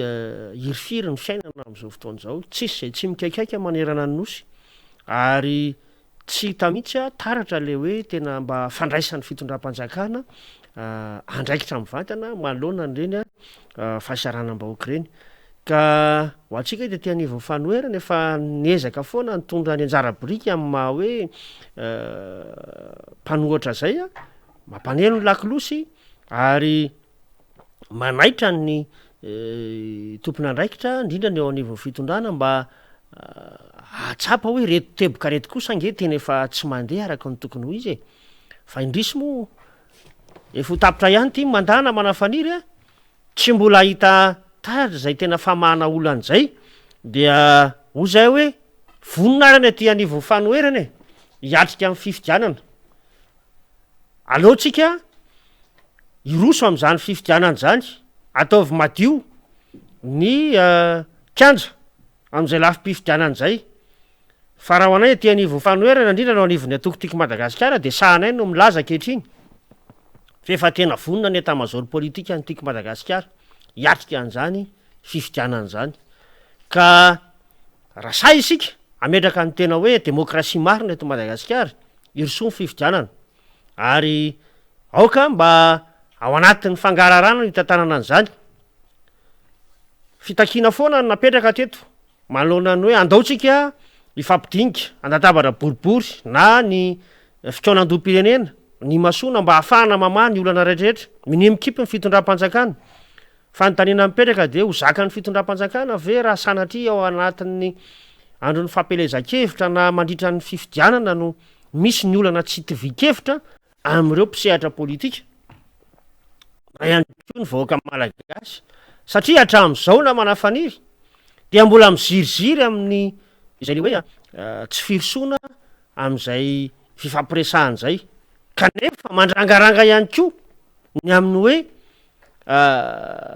ho atao fifidianana eto Madagasikara ary ampandraisana anjara reo malagasy mipetraka sy monina any ivelany fa ka moa zany tsy mikitika lalam-pifidianana tsika raha ohatra ka mandray an'izany fanapahan-kevitra zany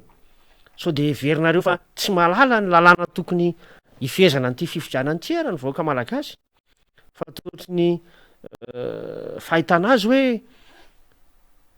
so heverinareo kilalao anjazy izy ity ka zay hiteny fotsiny hoe teanao an'izao atsika de atao nefany ny feptaona zay hany ananatsika de fa volana vitsivitsy sisa raha ny lalam-pandroenana sa koa mbola hitsaka lalam-pandroenana tsika hoe ampitombona anay ny feptaona zay esan'ny filoham-pirenena ohatra zay ametrahanay ny fanamarihana sady ty am-piandohana ny hoe tsy akasitrahan'ny mpanohatra velively ny dirana amin'ny resaka fanitarana ny fotoam-piasana na ihany ko ny fidirana ao anatina tetezamita manaraka indray ka eto zany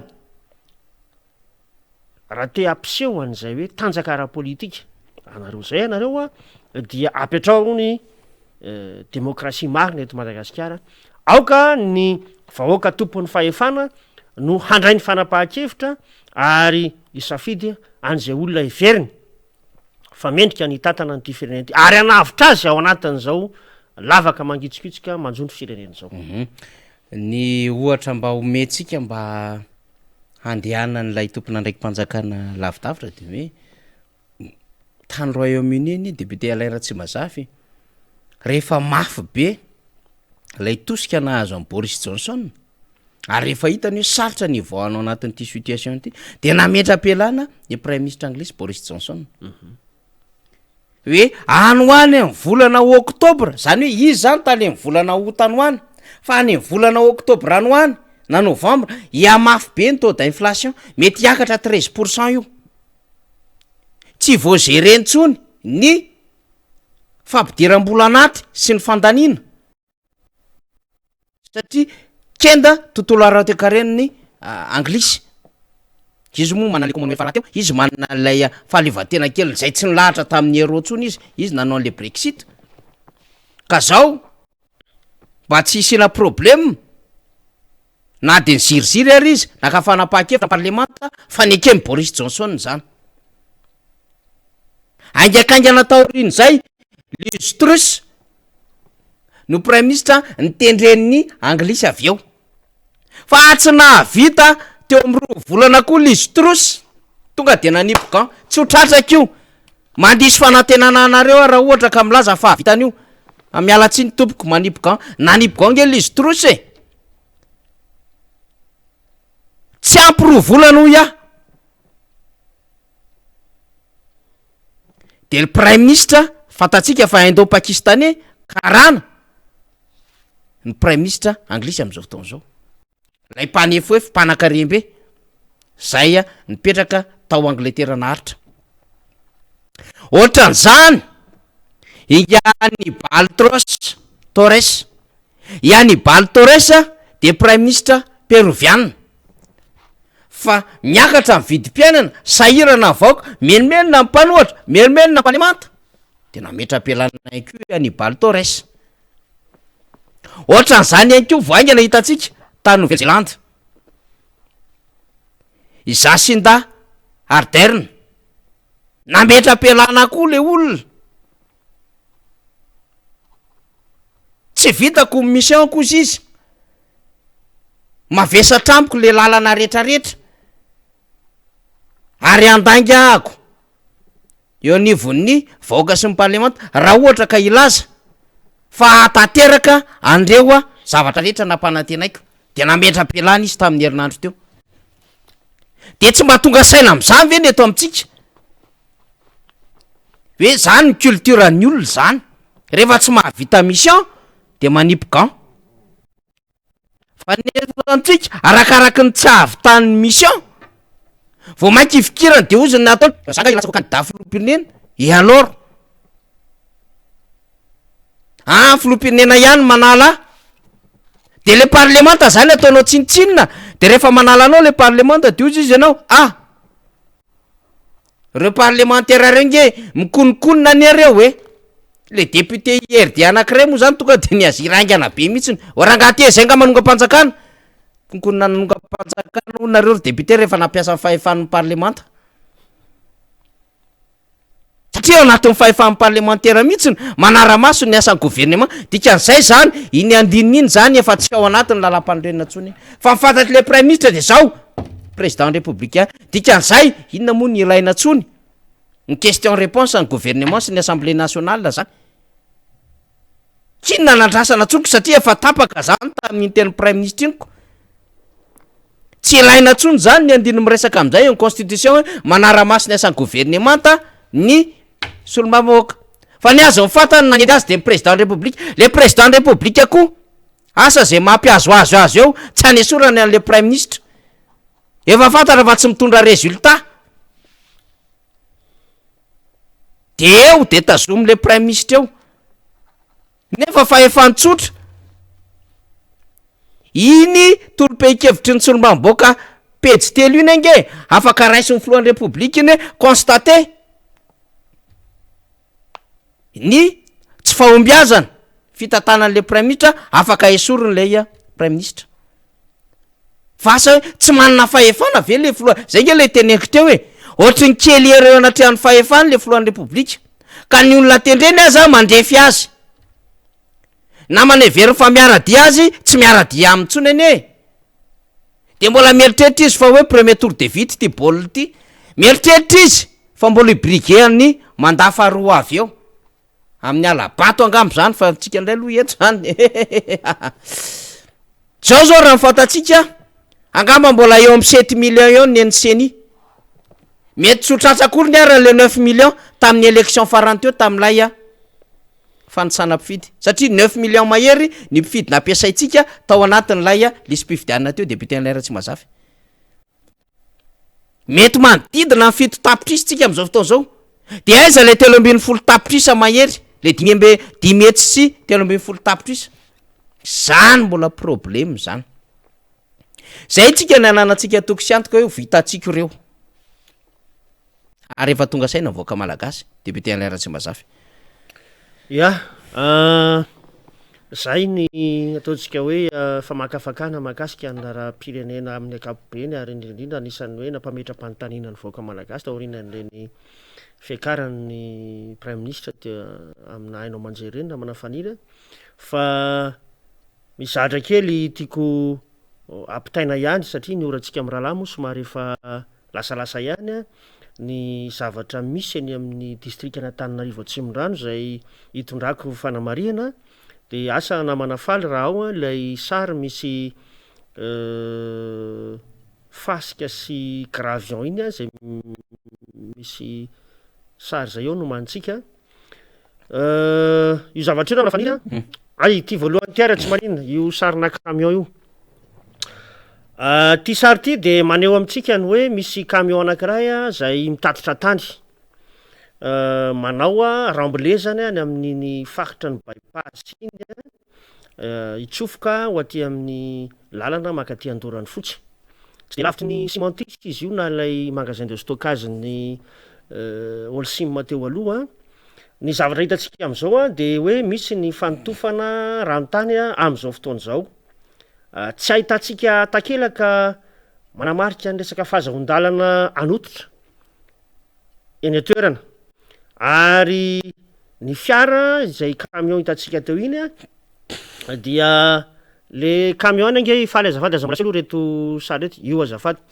io de misy soratra eo amin'ny parabriseny izy io hoe projet présidentiel rehefa ataonao ny fanadiadiana dia tsy projet présidentiel akory io toerana zay totofany io fa an'olotsotra ary marihana fa ao anatin'ny faritry ny commune Andoran'ny Fotsy ahitana an'izany fanotorana fa zany mba asina taratasy asina taratasy fotsiny de mitazapotsiny amin'ny polisy mitazapotsiny ary akoatran'izay nefa dia ny tena manahirana zany am'izao fotoana zao dia maro ny ramblé illicite eny amin'ny toerana iny akoatran'io de raha makeny toerana eny tsika alohan'ny atongavantsika amin'ny station Jovena avloha dia manomboka mamefy fanitso avokoa iny sisin-dalana rehetrarehetra iny ary sahan'lay mpitondra camion mihitsy no mitety reo olona zay manana tany zay mila totofana eny ka hoe tsy mila autorisation zany io fa tonga de miresaka am'le olona ray zay fotsiny zay tsy tononoko ny anarany fa tonga de azotsika tanterina ny tany fa asitsika soratra fotsiny eo amin'ny parabrise hoe projet présidentiel etoa zany dia manao antsoava ny eo anivon'ny ministerany fanajariana ny tany ny zava-misy ngamba am'izao fotoana zao ary ianao andriamato ministra indrindra no nanamarika fa tsy mbola misy mihitsy ny délivrance na permis de rembler am'izao fotoana zao anefa ny zavatra misy eny toerana misy ny hoe polisy ny aménagement zay natsangana tamin'ny fotoanandro anara-maso an'izay lafiny hoe tsy fanarahan-dalàna amin'ny fanotofana tany zay mba ampiasao reny fa tena de gabo raraka loatra ny fanotofana tany amin'ny faritra manamorona amin'ny bypass iny raha ny fanarahana ny ataontsika hoe ny lalàna velona dia tokony isy ny panneau miindike mazava ny amin'ny laran'ny permis de rembler azo seho ihany koa tokony ho hita eo ny alebiazan'ny faritra zay hototofana ary ihany koa ny hoe fahazondalana zany zay hoe nandeha tam'ireo dingana samy hafa anisan'zany hoe nisy ny dingana zay natao tena anivon'ny apipa sy ny sisa ka eto zany dia manao antsoavy zay ho anareo tompona andraikitra rehetra voakasika eo ny commune eo ny apipa eo ny ministère indrindrindra ilay polisy ny aménagement zay atao hoe nanao fianianana mba ijery akaika fa gabo raraka loatra ny fanaovana rembler eny amin'iny faritra ny bypass iny zay marihana fa ao anatin'ny farim-piadidin'ny commune Andoharany fotsiny akoatr'izay dia misy ihany koa namana faniry azafady namana faly raha azo atao mba aseho indray ilay faritra zay misy vato sy fasika sy anona teo azafady ity zavatra manaraka ty indray de any amin'ny renirano manamorona ny renirano zany any amin'ny faritra Antanety kely Ambohijoky sy Apatrosy iny nisy ny tetikasa mpanjakana anivon'ny ministère ny fambolena zany ny hoe hanao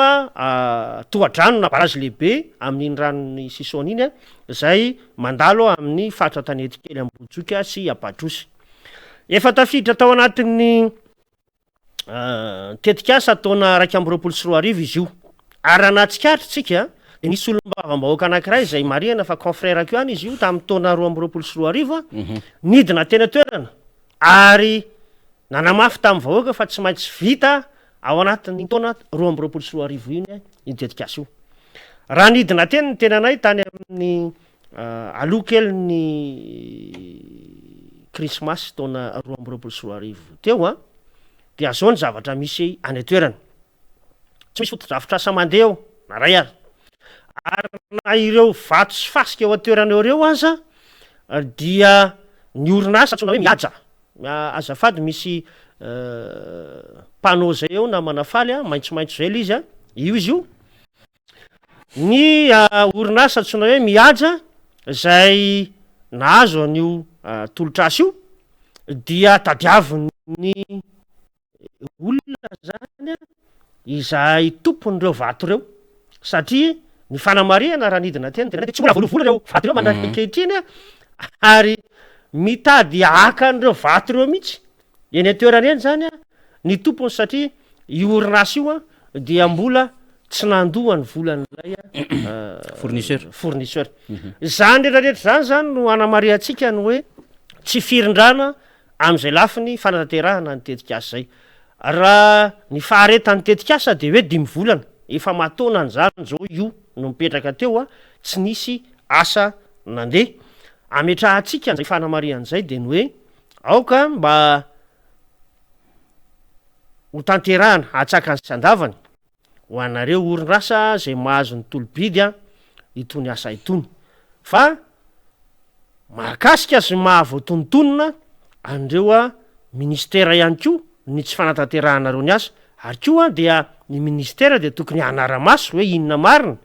no tsy mbola hanatanterahana le orinasa anytony fotodrafitrasa lehibe tony satria moa voalaza tsara ao anatin'ny PGE io fotodrafitrasa io ny mahatonga ny tenanay am'izao fotoan'izao mametraka an'izay hoe fitakina ny fanatanterahana ny fotodrafitrasa araky ny fotoana ny fanomezana zay voalaza ao anatin'izany fifanarahana ny orinasa sy ny fanjakana izany zay namana faniry atao hoe tsetratsetratsaritra ihany satria misy ny tsy fanarahan-dalàna maro isan-karazany amin'ny fotony amin'ny mahasolombavambahoaka ny tena dia misy ireo fanamariana avy any amin'ny vahoaka manoloana n'ireny dia voatery nidina teny fotony mihitsy nanamarina sy nahita ny zava-misy mba hafahana mifampizara amin'ireo tompona ndraiky mpanjakana voakasika zany rehetra izany dia eto ihany ko moa efa somary mamaraparantsika dia akasitrahany ianao namana faniry amin'ny dindinika zay ny fanaovantsika amin'ny rahalahy teto isorana ihany ko ny namana rina tamin'ity fandarana miara-manonja androany ity dia ankasitrahany itsika vahoaka zay nanaraka ny fandarana hatramin'ny farany no fanaitanana kely angamantsika alohan'ny anakatonana azy député Alain Ratsimazava satria filoha Marc Ravalomanina moa zany de mazava tsara ny teny hoe nandritra zay ray volana nanaovana fanaitanana zay de tafiakatra 2 millions zany na roa tapitrisa ny mpisoratra anarina atao anatin'izay lisy mpifidianana izay io moa tena hanovantsika ezaka ny mpanohatra ny tena mazoa teatrika le fifidianana fa le fanjakana manao akady ady akafetseny fatatray daholo ny zavatra tiana roa atao io eto ndray tsisy mialavehana zany eto fa samy efa mivonona hiatrika ny zavatra rehetrarehetra isika ao anatin'izany ary mahatoky mifidy mivoaka malagasy ny etenivo fanoherana ka raha namme toromarika ny filoha Marc Ravalomanina tamin'ny sabosy teo manoloana ny fianambeny tanora ny tanora teto Analamanga ny amin'ny hoe apprécieux ny olona isolatra anano anaty lisy mpifidianana de efa lasa aloha ihany koa zany ny tanora tany amin'ny faritany mahafinaritra ny mahita ny ezaky ny tanora any amin'ny faritany Thomas na député Ratsimazava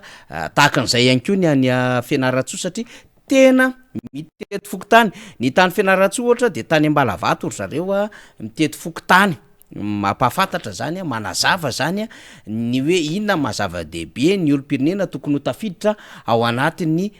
lisy mpifidianana zany dia mivory miona mifampiresaka amin'ny vahoaka mpifidy mihitsy ny tanora ty Madagasikara hitantsika arak'izao amin'ny sary zao de ny tany Tomasina ihany koa ohatra tany amin'ny Tanambaosainka de tany Mbodimanga nanao an'izay fampahafantaran'izay ihany koa izy ireo ny mahazava-dehibe ny tokony hidirany olom-pirenena ao anatin'izany lisy mpifidianana zany isika moa zany zay mijery amin'ny alalan'ny sary amin'izao fotoana zao dia apresiana atsika rehetra zany naiza misy atsika satria amin'ny faraiky amin'ny 30 ny volana janoary zany no tokony tapitra zay fidirina ao anatin'ny lisy mpifidianana zay zany ao anatin'le fanavozana tanteraka satria tokony tamin'ny raiky amin'ny 30 ny volana desambra de ny tariny seny ray volana le izy raiky amin'ny 30 ny volana janoary de mbola hanaovantsika ezaka efa mihetsika ny jeune Analamanga zany tanora ty Analamanga mitety ny tetsetsimondrano ry rivo sy ry zokobe rehefa teny Atanjombato teny efa tany Atsadita sa taiza maro be mihitsy nisy an'zareo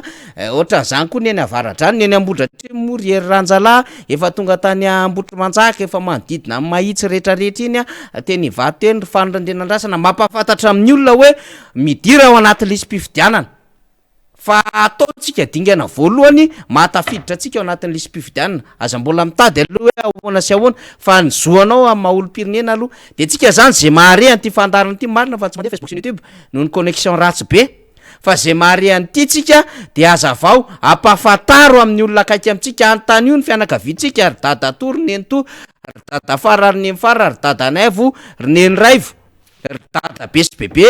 anontany io ihany koa ny zokontsika ny zandritsika tokony hifidy ny olona rehetrarehetra atsio ny namantsika efa anaty lisy mpifidianana ve aza apetrapetraka mihitsiny fa mbola manana eo folo andro eo tsika député Alain Ratsimazava latsaka kely ahafahantsika manao an'izay fanaitanan'izay de tena miantso atsika mihitsiny atsika rehetrarehetra zay mareo ya amin'ity fandarana ity ataovy ny fanaitanana fa tena mila tafiditra anatin'ny lisy mpifidianana indrindrandrindra ny olona tofoka sy leo an'izao fanjakana zao ny olona tsy tafiditra tao anaty lisy mpifidianana tafifidianana mifandimby rehetra teo ary zay efa tafiditra teo mila miverina satria fanavozana tanteraka ty dikan'izay zay maha-olom-pirenenantsika ampiasa ny zo manandraikitsika rehefa tonga fotoana ampiasany an'izany zay angamba député Alain tsy mazafy tsara anaovana fanamarinana mafimafy kokoa an'izay marina fa efa lasa aloha Tsimondrano ho an'ny tanora atao Tsimondrano fa tsara ihany koa ny hitondrana zay traikefa zay ho an'izay maheno antsika tsy ny tanora rery ihany fa na ny vehivavy na reo olom-pirenena tsotra de agasitrana ianao namana faniry nitondran'izay fanentanana amin'ny zao famaraparanana ny fandarana zao dia mbola manatitra ihany koa ny fanamafisana an'izay ary mametraka ny velo mahafinaritra ao antsika rehetra akasitrahany ianao nanjoy hatramin'ny farany ity fandarana anio alatsinainy faharoa amby roapolo volana janoary 3 amby roapolo sy roarivo ity eny ara de ho an'ny rapitsondray solomamboaka voafidy teto amboribory tamin'ny faefatra Ramboasalama Emiliano iara-dalàna amintsika misy vahiny koa raisina rapitso de efa mpanantenaiko atsika sahady raha toka tsisy ny fivana dia nietsika proravalomana no raitsika rapitso mbola andaminana ny fandaram-potoana moa zany fa de efa mampiomana atsika rehetra zany de misaotra tompolahy makasitraka tompovavy